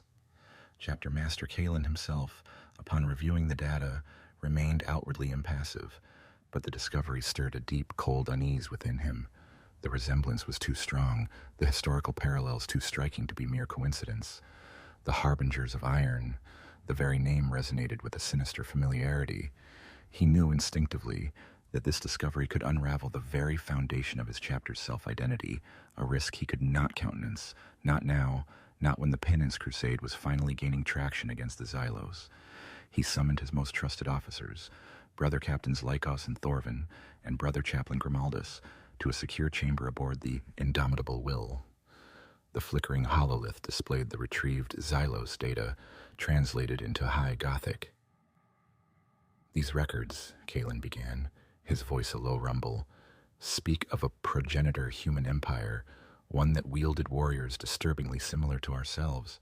They speak of a long war, fought against the Xylos, before the Imperium as we know it existed, before the Emperor unified Terra." Thorvin, ever the pragmatist, frowned. "Anomalous, Chapter Master. Our chapter lore speaks of a lineage from the second founding, albeit with missing records due to warp storms." "Indeed, Brother Captain," Kalen acknowledged, his gaze sharp. "However, the details are unsettling. Their methods, their symbols, their name, the unforgiving sons, the Xylos records are explicit." Brother Chaplain Grimaldus, his face a mask of zeal, spoke with a voice like grinding stone. "Heresy! Xenos lies! A blatant attempt to sow discord, Chapter Master. Their aim is to break our resolve, to impugn our loyalty to the Emperor. We must purge these data slates and extinguish the very memory of such blasphemy." Lycos, however, felt a different stir. He remembered fragments of ancient half-forgotten litanies, whispered by the eldest veterans during long void transits, stories of a primordial duty, of an original cleansing. He had always dismissed them as poetic allegory, but now the Xylos records cast them in a chilling new light. Could it be possible, Chapter Master, that our true lineage stretches back further than we understood? That our founding was a refounding, a reclaiming of an ancient martial tradition that predates the Imperium? Kalen held up a gauntleted hand, silencing them. "Speculation is a luxury we cannot afford. What matters is the truth and the control of that truth. If these records were to become widely known, if the Inquisition were to scrutinize them, the very existence of the Iron Scythes, and by extension this Penance Crusade, could be jeopardized. Our loyalty, already questioned by some within the Administratum, would be irreparably stained." "So we deny it?" Thorvin asked, his voice low. "We suppress it," Kalen corrected, his voice hardening. "This information is confined to this chamber. Tech Marine Kalen 3 and his team will be reassigned to distant vital duties. The Xylos archives will be completely sterilized, purged of all data. Any who speak of these harbingers of iron or unforgiving sons will be considered to have fallen to Xenos propaganda and dealt with accordingly." Grimaldus nodded, his zeal unwavering. "It is the only path, Chapter Master. To allow doubt to fester is to invite damnation. The Emperor's truth is absolute, and our loyalty is unwavering. Any knowledge that undermines this is a weapon of the foe." Lycos remained silent, but a seed of disquiet had been planted deep within his already hardened soul. The grim, uncompromising nature of the Iron Scythes, their almost primal hatred of the alien, their obsession with penance and purification. Perhaps it wasn't merely the result of post-heresy doctrines. Perhaps it was an ancient echo, a deeply ingrained genetic memory, a pre-imperial destiny that had been merely redirected and refined by the Emperor. The thought was chilling, for it suggested that their path, their very essence, was not a choice but an inescapable, millennia-old legacy. The Xylos archives on Relic Moon 7 were systematically destroyed, purged with melta-charges and cyclonic torpedoes until nothing remained but molten rock and radioactive dust. Tech Marine Kalen 3 and his team were dispatched on a deep void mission to a distant, unexplored nebula, a journey from which they were never expected to return. The whispers of the harbingers of iron were silenced, buried beneath layers of secrecy and denial. The incident, however, left an indelible mark on Chapter Master Kalen and his inner circle. They continued to drive the Penance Crusade with the same relentless ferocity, but now, beneath the veneer of Imperial duty, there was a new, unsettling current. Their grim mission against the Xylos hegemony, the re-education of billions through slaughter, was no longer just about the Emperor's will. It was also perhaps about denying a hidden past, about reaffirming a loyalty that felt suddenly fragile, built upon a foundation of ancient suppressed truths. The Iron Scythes were a chapter of grim resolve, but even their iron will could be subtly warped by the whispers of the past, forever casting a shadow on their otherwise unyielding path of conquest. The war against the Xylos hegemony, though immensely costly in Penitent Blade lives, was slowly but undeniably shifting in the Iron Scythe's favor. The Xylos, for all their tactical brilliance and technological superiority, could not match the sheer, suicidal numbers hurled against them, nor the implacable will of the Space Marines. But victories, however Pyrrhic, were still victories, and they began to yield tangible results. It was during the protracted sieges of the Xylos border worlds that the Penance Crusade stumbled upon a discovery that promised to be more than just a strategic gain. It was a glimmer of hope, a potential shift in the very balance of power. The world was designated Xylos Minoris Beta, a desolate icebound planet known only for its deep, subterranean Xylos research facilities. After a brutal, months-long siege that cost millions of Penitent Blades and several Iron Scythes squads, Brother Captain Thorvin's first company finally breached the primary Xylos fortress complex. The fighting was savage, confined to claustrophobic corridors and vast cryo-vaulted laboratories.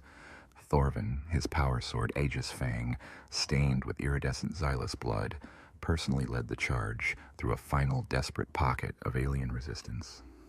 Within the deepest levels of the complex, sealed behind adamantium blast doors that resisted even melt-charges, Techmarine Horvan and his assigned Penitent Blade demolition teams made the discovery. It was a vast circular chamber filled with flickering energy conduits and humming machinery of alien design. At its center, suspended within a shimmering force field, floated an artifact unlike anything they had ever encountered. It was a crystalline spire, approximately 10 meters tall, pulsating with an internal cerulean light. Its facets shimmered, refracting light in impossible ways, and within its depths, complex, shifting patterns of energy could be dimly perceived. It resonated with an immense, palpable power, a faint, almost melodic hum that seemed to bypass the crude vocalizers of the Penitent Blades' helmets and penetrate the very ceramite of the Space Marine's armor. The Xylos, it was clear, had been desperately trying to activate it, or perhaps contain it. Techmarine Horvan, even through his helmet's filters, felt a profound sense of awe and apprehension. His servoskulls circled the artifact, their optical sensors whirring, trying to decipher its nature. "Chapter Master," he voxed, his voice filled with an uncharacteristic urgency. "We have discovered an object of immense power, Xenos origin undoubtedly, but unlike anything recorded in our archives. Its energy signatures, they are unlike anything I have ever seen." Chapter Master Kalen, receiving the transmission aboard the indomitable Will, immediately diverted a squadron of Iron Scythes, apothecaries, and chaplains, led by Apothecary Jorik, to Xylos Minoris Beta. He sensed the strategic importance of such a discovery. A potent Xenos artifact, if properly understood and perhaps even repurposed, could provide a crucial edge in the ongoing war. Upon arrival, Apothecary Jorik, a scholar as much as a healer, approached the relic with caution. His diagnostic tools, usually employed for bioanalysis, struggled to register its alien energies. "It resonates with a form of psychic energy, Chapter Master," Jorik reported, his voice tinged with scientific curiosity. "But it is controlled, directed. The Xylos appear to have been attempting to harness it, or perhaps even replicate it." Further investigation, involving careful data extraction from the Xylos systems and painstaking deciphering by the few surviving Penitent Blade savants, revealed the artifact's true nature. The Xylos called it the Heart of Etheria, a relic not of their own making but found on a ravaged world millennia ago. It was a Xenos psychic accumulator capable of drawing ambient warp energy and focusing it into directed destructive bursts. More disturbingly, the Xylos records hinted that it could be weaponized, its focused energy able to bypass void shields and tear apart starships, or even devastate planetary surfaces. The Xylos had been trying to reverse engineer it for centuries, but had only ever achieved partial activation. The strategic implications were immediate and staggering. Such a weapon, if fully understood and brought under Imperial control, could turn the tide of the entire war against the Xylos hegemony. It could be the ultimate weapon, a means to break the Xylos' superior void defenses and strike at their core worlds without further astronomical losses of Penitent Blades.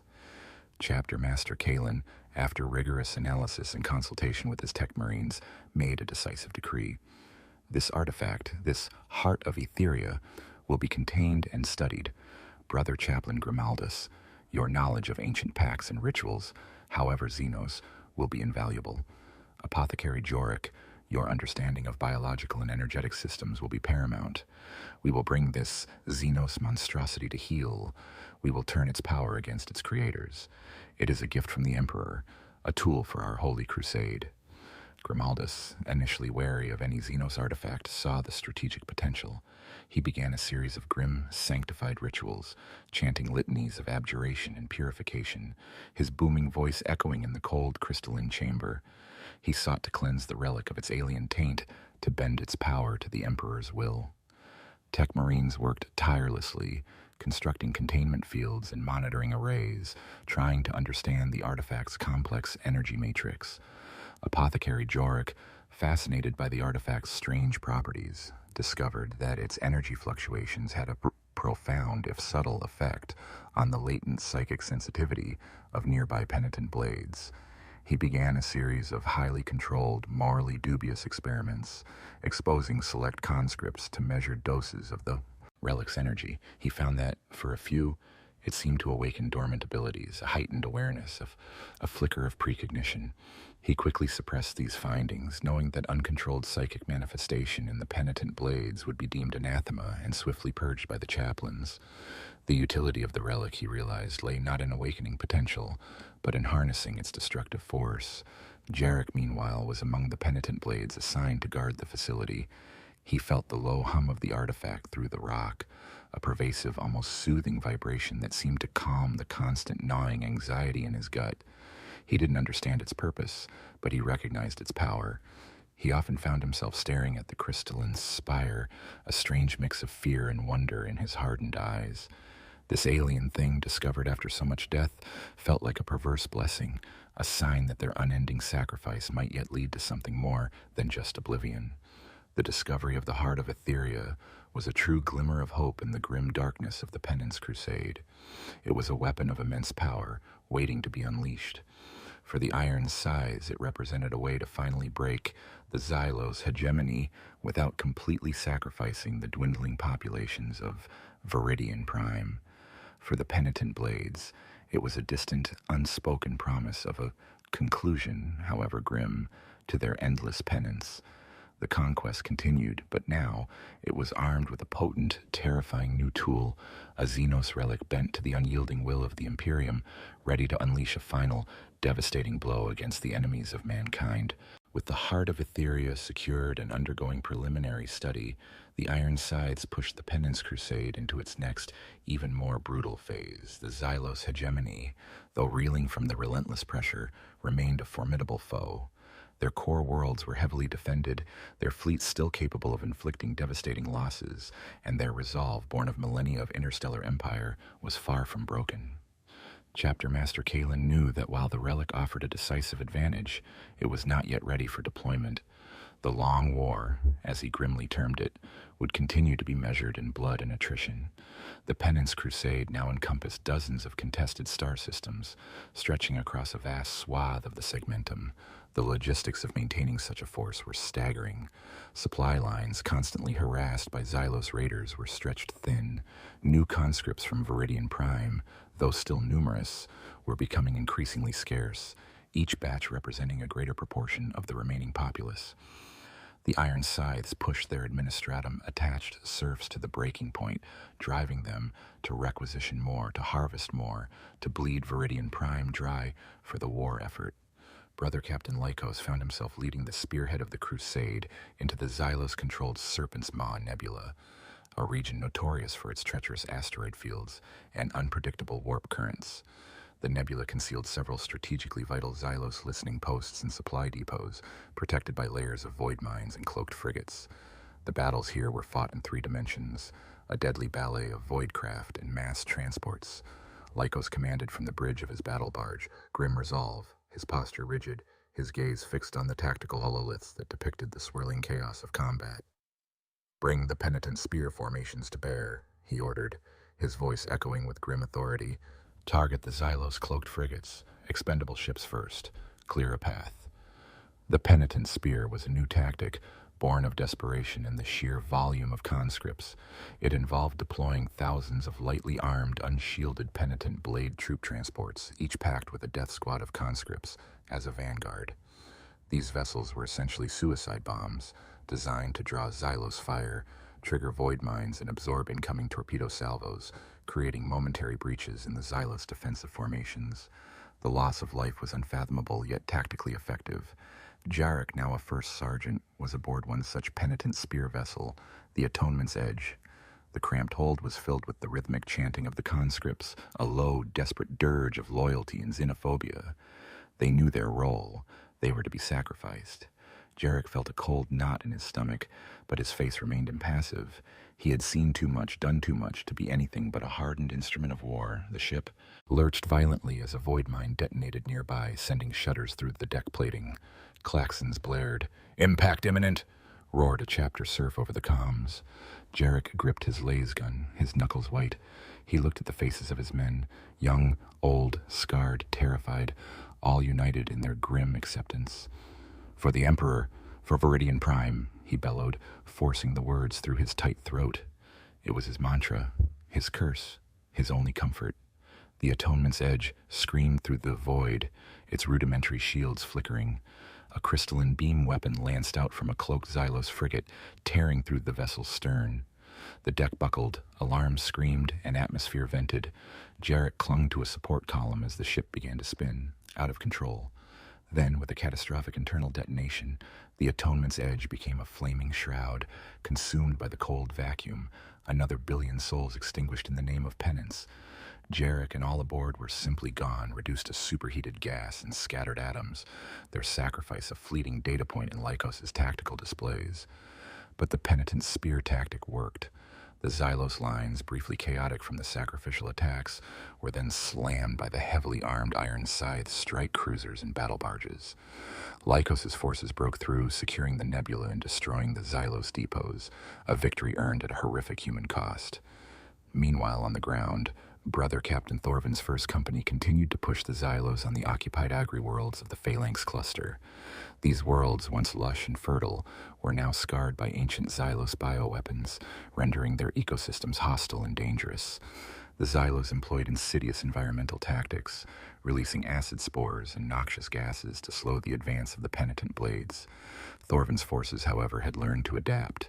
He utilized his tech marines to deploy vast atmospheric scrubbers and mobile shield generators, protecting the Penitent Blades as they advanced through the poisoned landscapes.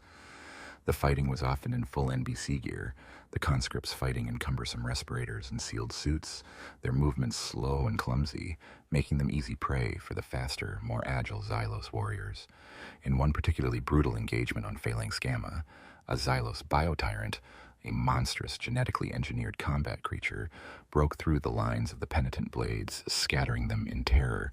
It was a beast of chitin and muscle, armed with venomous claws and a terrifying roar. Thorvin, witnessing the potential rout, personally intervened. His power sword carved through the beast's armor, but the creature was tenacious, its claws tearing deep into his left leg armor, crippling his movement. With a roar of defiance, Thorvin brought his sword down, cleaving the monster's skull in two, its ichor spraying over his battered power armor. He stood over the carcass, bleeding but victorious, a grim testament to the Iron Scythes' refusal to yield. The constant grind, the astronomical casualties, the grim necessity of perpetual conflict began to subtly reshape the Iron Scythes themselves. Their devotion to the Emperor remained absolute, but it was becoming colder, harder, more detached from any notion of compassion or even conventional human morality.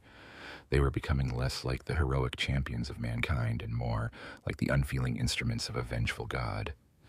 The whispers of their ancient origins, though suppressed, echoed in the back of Kaelin's mind, a subtle justification for their extreme methods. Perhaps this grim, uncompromising path was simply their ancient destiny, reenacted on a galactic scale. The Xylos hegemony was slowly but surely being ground down. The maps of the segmentum, once dominated by Xylos-controlled systems, now showed growing pockets of Imperial conquest, marked by the Iron Scythes icon, but the victory was being purchased at a price that would haunt any other chapter, a price paid in the extinguished lives of billions of Penitent Blades, a population steadily marching towards its own annihilation in the name of collective absolution. The long war continued, a ceaseless, brutal testament to the Iron Scythes' grim resolve and the tragic fate of a world condemned to pay its penance in eternal blood. The burden of command in the Penance Crusade was a crushing weight, even for the genetically engineered might and hardened spirit of a space marine.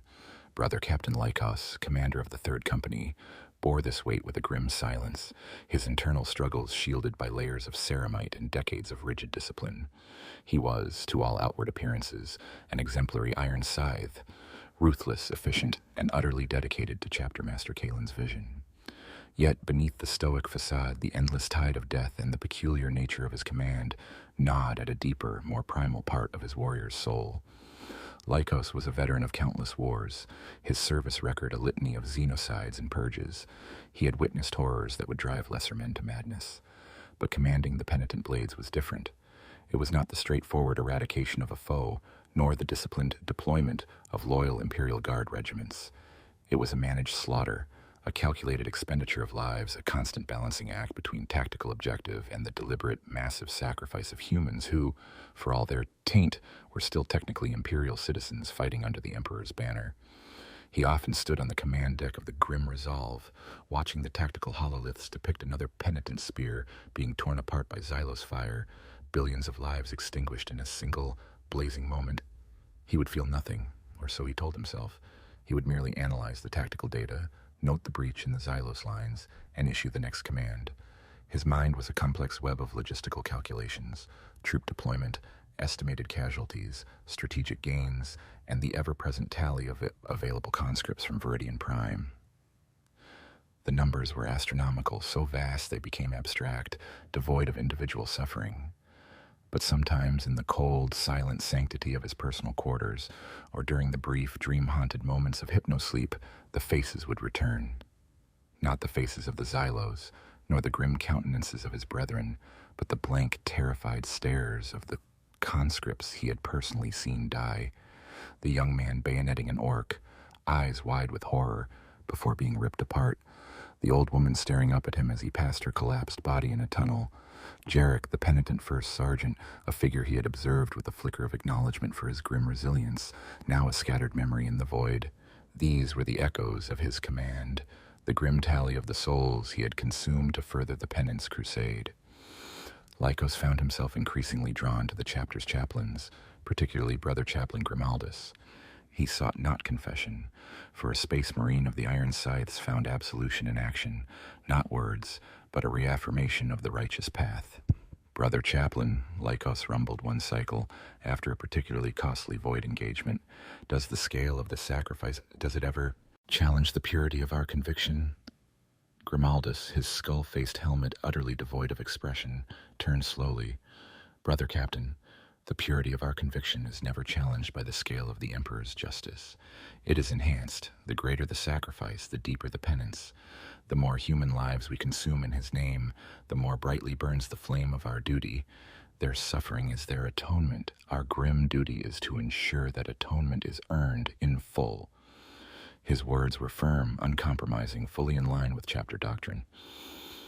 And Lycos knew them to be true, yet the emptiness lingered. He was a warrior, a hunter, a bringer of the Emperor's wrath. He was built for glorious battle, for the decisive strike, for the direct confrontation with the foe. This grinding, attritional warfare, this constant shepherding of billions to their deaths, felt different. It was less like war and more like managing a cosmic abattoir. He observed the Penitent Blades not as a mass, but sometimes as individuals. He saw their transformation, the initial terror giving way to a blank mechanical obedience, then to a hardened, ruthless efficiency. They were becoming effective, even terrifying instruments of war. Their xenophobia was absolute, their willingness to die total. They were exactly what Chapter Master Kalen had envisioned. And yet, Lycos saw no glory in it, only a grim, unending duty. The pride a captain felt in his loyal, disciplined troops was replaced by a cold, clinical assessment of their utility. His interactions with the non-Astartes personnel were strained. The attached Imperial Guard officers, though beholden to the Iron Scythes, often met his gaze with veiled discomfort. The administratum scribes, tasked with processing the endless casualty reports, moved with a palpable air of repressed horror. Lycos found himself becoming even more isolated, wrapped in the cold cocoon of Astartes' duty, his grim path diverging even further from the common, flawed humanity he was sworn to protect. One incident, minor in the grand scheme of the Penance Crusade, served to deepen Lycos' internal turmoil. During the pacification of a Xylos outpost, a small Penitent Blades squad, cut off from their command, was trapped by a numerically superior Xylos force. The tactical situation was clear. Withdraw the larger Penitent Blade detachment, leaving the trapped squad to their inevitable fate, or commit a chapter squad to rescue them, potentially jeopardizing the larger objective. By the cold calculus of the Penance Crusade, the trapped squad was expendable. Lycos, for a fleeting moment, hesitated. He saw the coordinates, the desperate brief flicker of a distress beacon. He remembered the oath, the sacred duty to protect the loyal servants of the Emperor. But these were the Penitent Blades, the tainted. Their lives were already forfeit. He issued the order to continue the advance, leaving the squad to die. It was the correct tactical decision, the logical one, the one Chapter Master Kalen would demand.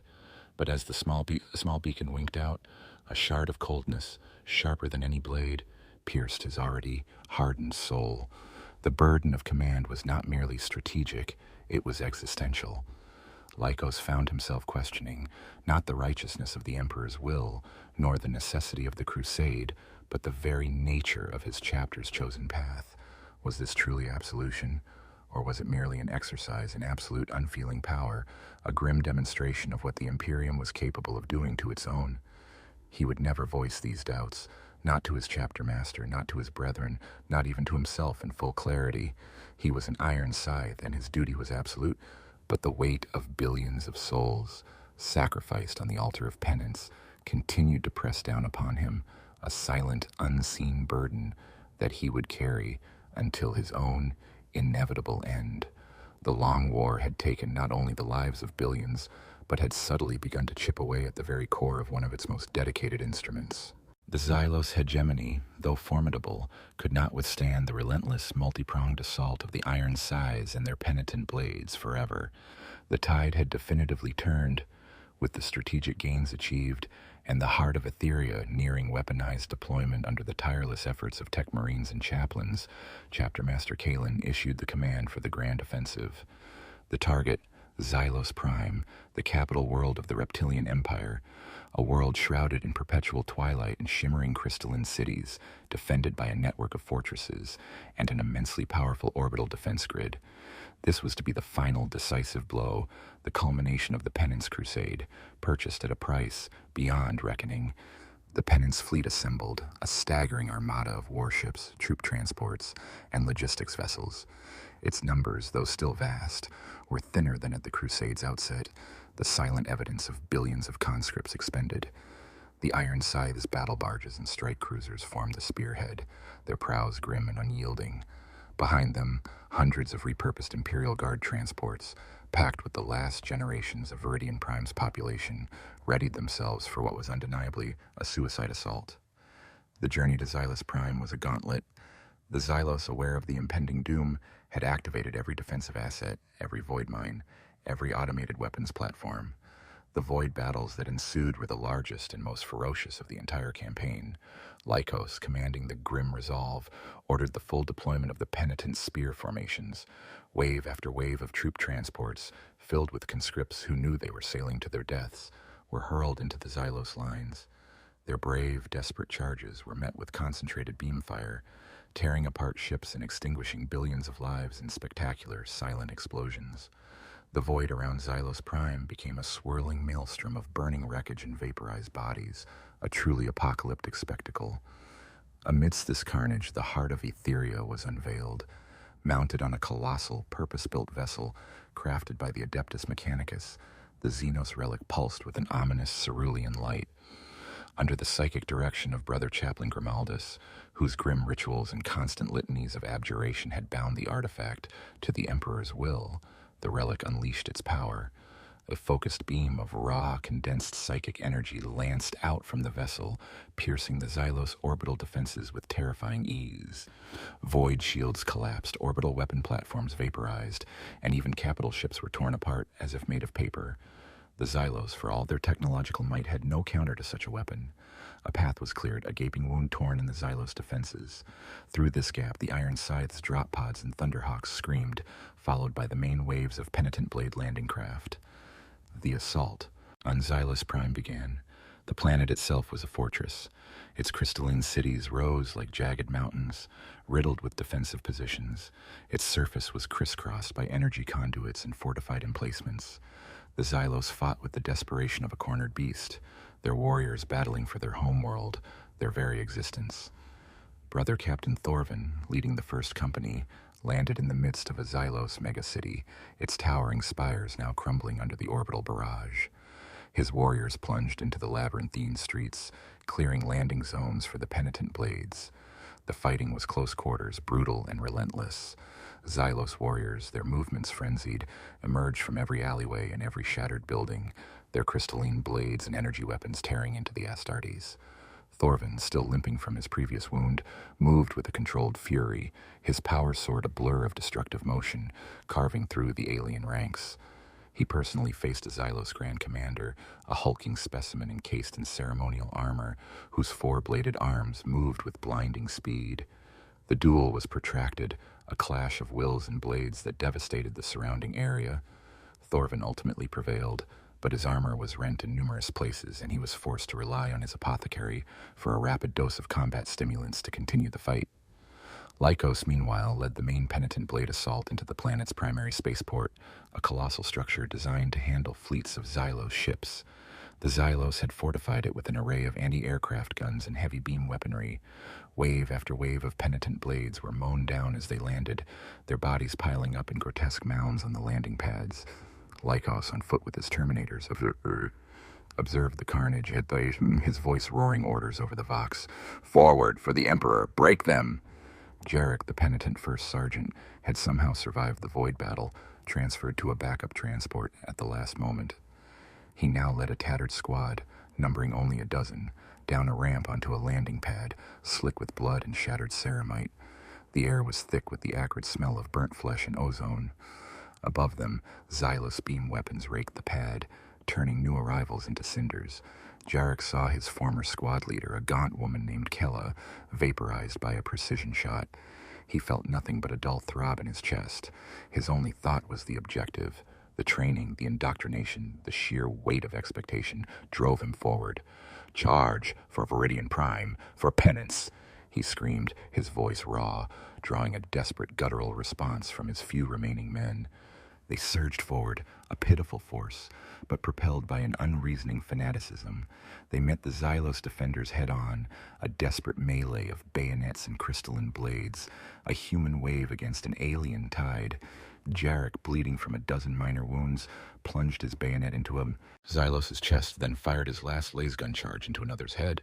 He fought with the ferocity of a cornered animal, driven by instinct and a desperate need for the fight to simply end. The battle raged for weeks, a hellish urban nightmare. The Xylos fought for every inch, their population joining the warriors, old and young alike, armed with what little they had. But the Iron Scythes, bolstered by the power of the heart of Aetheria and the unending self-sacrificial charges of the Penitent Blades, could not be stopped. The Xylos homeworld was being torn apart, its crystalline cities crumbling, its population massacred. The climactic moment came when Brother Captain Lycos, at the head of a consolidated force of Penitent Blades and his own Terminators, finally reached the Xylos hegemon's primary command spire. The spire, a colossal structure that pierced the polluted clouds, was the heart of the Xylos resistance. Its defenses were immense, its inner chambers guarded by the Xylos' elite. Lycos' assault was unrelenting. His Terminators breached the inner sanctum, their storm bolters roaring, their power fists crushing all resistance. Inside, Lycos faced the Xylos hegemon itself, a titanic reptilian creature, centuries old, its mind a nexus of the Xylos collective. It wielded a weapon that crackled with raw psychic energy. The battle was short but violent, a clash of primal forces. Lycos, drawing upon all his strength, all his centuries of combat experience, finally struck the decisive blow, severing the hegemon's head with Soul Cleaver. With its leader slain, the Xylos resistance across the planet shattered. The core of their empire was broken. The cost, however, was unimaginable. The surface of Xylos Prime was a charnel house, its cities reduced to rubble, its population annihilated. The Penitent Blades, those few who survived, were mere husks, their numbers reduced to a fraction of a fraction. Veridian Prime had been bled dry, the conquest was complete, the Xylos hegemony utterly broken, but the victory was a chilling, hollow thing, purchased at a price that screamed into the silent void. This was not triumph, but the grim, silent testimony of absolute, annihilating war. The fall of Xylos Prime was not a moment of glorious triumph for the Iron Scythes, but a chilling testament to the utter devastation wrought by their relentless crusade. The air on the conquered world, once thick with the alien scent of the Xylos, now reeked of ash, ozone, and the indescribable stench of billions of dead. The towering crystalline cities, once luminous and proud, lay in skeletal ruins, their intricate structures shattered by orbital bombardment and ground fighting.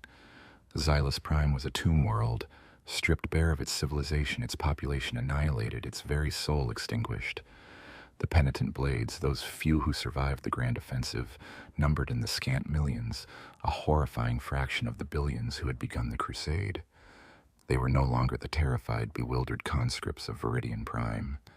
They were gaunt, hollow-eyed husks, their minds scarred by unimaginable horrors, their bodies etched with the indelible marks of ceaseless warfare. Their uniforms were tattered, their faces grimed with the dust of a conquered world, their eyes holding the vacant stare of those who had passed beyond fear and despair. Jarek, the penitent first sergeant, was among the survivors. He stood on a promontory overlooking the smoking ruins of what had once been the hegemon's spire, his body aching, his ears still ringing with the echoes of battle. His squad, once numbering in the hundreds, now consisted of 5 silent, broken figures. They had accomplished their mission, they had purged the Xenos, but there was no joy, no sense of accomplishment, only a profound, pervasive emptiness. They had paid their penance, perhaps, but the cost was their very humanity. Chapter Master Kalen surveyed the desolation from the command deck of the Indomitable Will. His data slates reported 99.8% population eradication on Xylos Prime, and over 97% casualties among the Penitent Blades. The Xylos hegemony was utterly broken, their remnants scattered and fleeing, no longer a coherent threat. The heart of Etheria, though temporarily depleted, had proven its devastating efficacy. The objective had been achieved. The Xylos hegemony is shattered, Kalen announced to his assembled officers, his voice devoid of emotion. Their homeworld is purified. The Penance Crusade has achieved its primary objective. Veridian Prime's debt has been paid, its sin atoned for, in blood and fire. Brother Chaplain Grimaldus nodded, his skull-faced helmet grim. Their souls have been forged in the crucible of war, Chapter Master. Their redemption is complete. He spoke with absolute conviction, utterly unwavering in his belief that the horrific sacrifice had been justified, even necessary. Brother Captain Thorvin, his armor heavily scarred, nodded slowly. He had led countless charges, faced death 1,000 times. He knew the cost, but also understood the grim necessity of total war. The Emperor's dominion is expanded. The Xenos threat is negated. Lycos, however, felt a profound chill. He looked at the hololith, at the broken world beneath them, at the dwindling numbers of the Penitent Blades. He knew the sacrifices intimately, the faces of those he had sent to their deaths. He had done his duty, followed the Chapter Master's command, upheld the Iron Scythes' grim creed. But the victory felt hollow, a monument built upon an ocean of suffering. The cost, Chapter Master, Lycos rumbled, his voice low, is absolute. Veridian Prime is now utterly depopulated. The Penitent Blades, they are all but gone. We have expended a world to conquer another. Kalen turned, his helmeted gaze fixing on Lycos. The cost is what the Emperor demands, Brother Captain. Life is a resource. A rebellious world paid its due. A Xenos empire was expunged. The Imperium is stronger for it. This is not a victory to be celebrated with feasting, but a grim confirmation of our unwavering resolve. We are the Iron Scythes. We exact the price of disloyalty. The unspoken weight of his words settled on the bridge. The very concept of victory was warped, twisted into something bleak and unforgiving. There was no joy, no sense of achievement, only the crushing reality of an objective achieved through absolute annihilation. In the days that followed, the few remaining Penitent Blades were systematically gathered. They were transported back to the remnants of the Penance fleet, their numbers insufficient to garrison Xylos Prime. which would instead be left to slowly recover under the gaze of a skeleton crew of servitors and tech adepts. Their fate, once their purpose had been fulfilled, was unclear, but few expected reprieve. Jarek and his squad, along with the other survivors, were led into the cavernous holds of a transport vessel. They moved in silence, their eyes downcast, like ghosts haunting their own graves. They had paid the ultimate price, given everything for a penance they barely understood, for a sin they had not committed. Their re-education was complete. They were now pure, cleansed by the blood of billions. But what remained of them was irrevocably broken. Suddenly, a voice, amplified by a voxcaster, boomed through the hold. It was Brother Chaplain Grimaldus. "Listen, Penitent Blades. You have endured. You have purged the alien. You have atoned for the sins of your forefathers. Your world's debt has been paid. Your loyalty has been proven in the crucible of ceaseless war. You are pure." A flicker of something, hope, confusion, despair, crossed the faces of the conscripts. What now? Were they free? Could they rest? Grimaldus continued, his voice relentless. "But the Emperor's war is eternal. The galaxy teems with his enemies. Your sacrifice, though great, is merely a single payment in an unending debt. Your training, your hardened hearts, your absolute xenophobia, these are too valuable to be cast aside. Therefore, your penance continues. Your crusade extends. You are now the vanguard of the Iron Scythes, the Penitent Blades, forever bound to the Emperor's eternal war. You will continue to fight. You will continue to conquer. You will continue to atone." A collective gasp, then a chilling silence fell upon the survivors. Not freedom, not rest, but an eternity of what they had just endured. Their redemption was not an end, but merely a redefinition of their endless servitude. Their sacrifice, so profound, so absolute, was merely a down payment on a debt that would never truly be settled. Jarek felt a cold, final despair settle over him. He had fought, killed, survived, endured. And for what? For a new, unending leash. His humanity had been stripped away, replaced by the grim conditioning of a killer, only to be told that his purpose, his suffering, was eternal. He looked at the faces of his surviving comrades and saw the same crushing realization. There would be no rest, no peace, no true absolution, only the endless march of conquest until their very last breath. The sacrifice had been made, the salvation denied. This was the true tragic aftermath of the Iron Scythes' grim justice. The Penance Crusade had achieved its monumental objective. The Xylos hegemony was shattered, its homeworld a desolate ruin.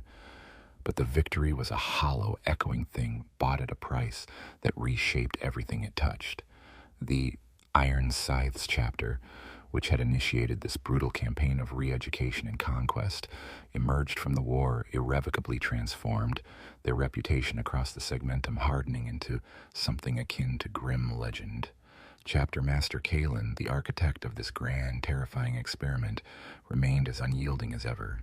He viewed the decimation of Veridian Prime's population and the utter annihilation of the Xylos hegemony not as a tragedy, but as a resounding success, a pure expression of the Emperor's unforgiving will. He had forged an army from the ashes of rebellion, consumed it in the fires of war, and achieved absolute victory. This, to him, was the ultimate justification. Yet the chapter itself bore the scars.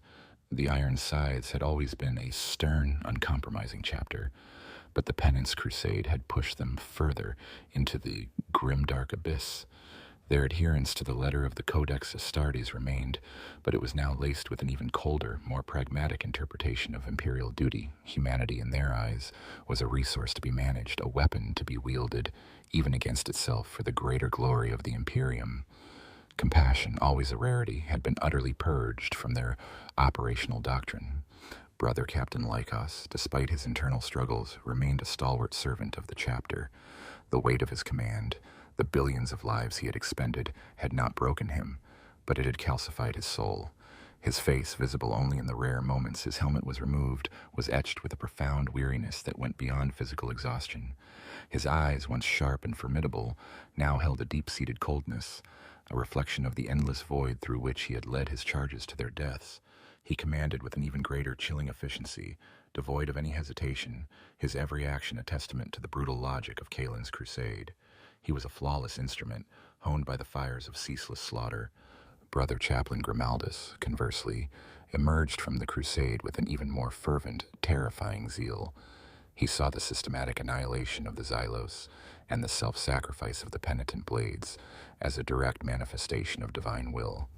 His sermons, delivered to the few remaining conscripts and to the Iron Scythes themselves, spoke of eternal penance, of the unending nature of the Emperor's war, and the glorious purifying power of absolute sacrifice.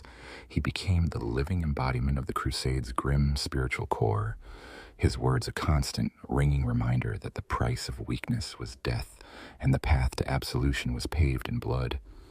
The Iron Scythes methods had certainly drawn attention. Whispers, once mere murmurs, now circulated more openly within the wider Imperium. The Ordo Hereticus, having initially given Chapter Master Kalen a wary approval, began to send more frequent, more probing inquiries. The Administratum, appalled by the sheer scale of the human losses and the utterly depopulated state of Veridian Prime, found itself struggling to justify the diversion of resources for such a costly re-education. Even some elements of the Imperial Guard Command, despite their grim determination, were uneasy with the Iron Scythes' willingness to sacrifice billions of their own for a single objective. Kalen, however, deftly navigated these challenges. He presented irrefutable evidence of the Xylos hegemony's total eradication, a major victory that secured vast swathes of Imperial space. He cited the chapter's unimpeachable loyalty and unwavering faith. He argued, with chilling conviction, that the expenditure of Veridian Prime's population was a necessary, even righteous act of purification, turning latent heresy into absolute xenophobia, ultimately strengthening the Imperium. The sheer, brutal efficacy of his methods, coupled with the undeniable results, often silenced dissent before it could truly take root. But the chapter's internal dynamics had changed. The suppression of the ancient Xylos records, hinting at a pre-imperial lineage, remained a dark secret known only to Kalen and his most trusted officers. This hidden truth, however, subtly influenced Kalen's unwavering commitment to the Penance Crusade. Perhaps in his heart he sought to prove, not just to the Imperium but to some deeper ancestral echo within his own chapter, that their loyalty to the Emperor was absolute, untainted by any primordial heresy. The extreme measures, the willingness to sacrifice everything, could be seen as an overcompensation, a desperate attempt to erase a ghost from their past. The Penance Crusade itself, though ostensibly concluded with the fall of Xylos Prime, had ingrained itself into the very fabric of the Iron Scythes. The concept of penance through conquest became a central tenet of their chapter culture. Every subsequent campaign, every new Xenos threat, every rebellious world was approached with the same grim determination and the same willingness to expend vast resources, including human lives, to achieve absolute uncompromising victory. The Iron Scythes were no longer just a Space Marine chapter. They were the living embodiment of a grim, perpetual penance. Veridian Prime, once a vibrant agri-world, was now a desolate ghost, its population utterly gone, its surface scarred beyond recognition. It stood as a silent, terrible monument to the cost of rebellion and the Iron Scythe's grim justice. It was a world purged of all life, save for the automated maintenance servitors and the occasional silent patrol of an Iron Scythe's veteran, ensuring its sterile purity. It was the genesis point of a new, terrifying legacy. The legacy of the Iron Scythes was cemented, a chapter, willing to pay any price, exact any toll, and make any sacrifice, not just of their enemies, but of their own, in the name of the Emperor's unyielding will.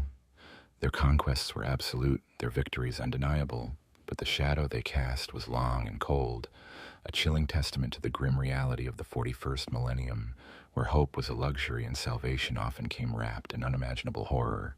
The stars did not cease their eternal march, nor did the clamor of war across the galaxy diminish.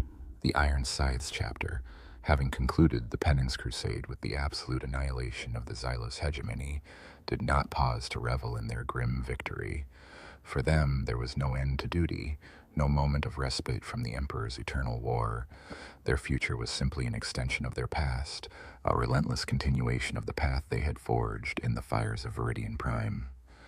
The few million survivors of the Penitent Blades, those shattered husks of humanity who had endured the crucible of Xylos Prime, were not granted peace or a return to civilian life.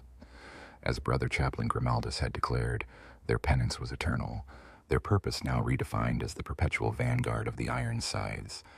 They were reorganized into smaller, specialized formations, stripped of their former numerical designations and given grim, evocative names: the Veridian Reavers, the Xylos Slayers, the Atonement Vanguard. They were the living testament to Kaelin's doctrine, an army of forever damned souls bound to a relentless crusade. Jarek, the penitent first sergeant, now commanded a small unit of the Veridian Reavers. His body was a tapestry of scars, his face a mask of permanent weariness, but his eyes, though hollow, still held a spark of unyielding, brutal resolve. He had lost everything, but in doing so, he had become the perfect instrument. He fought without questioning, without mercy, his hatred of the alien, an all-consuming fire. He led his men, these broken reflections of himself, into new battles on distant worlds, against new Xenos threats, their only motivation, the endless cycle of killing, and their futile, silent hope for an absolution that would never come. The Iron Scythes themselves, under Chapter Master Kaelin's continued command, adopted the ethos of the Penance Crusade as their defining characteristic.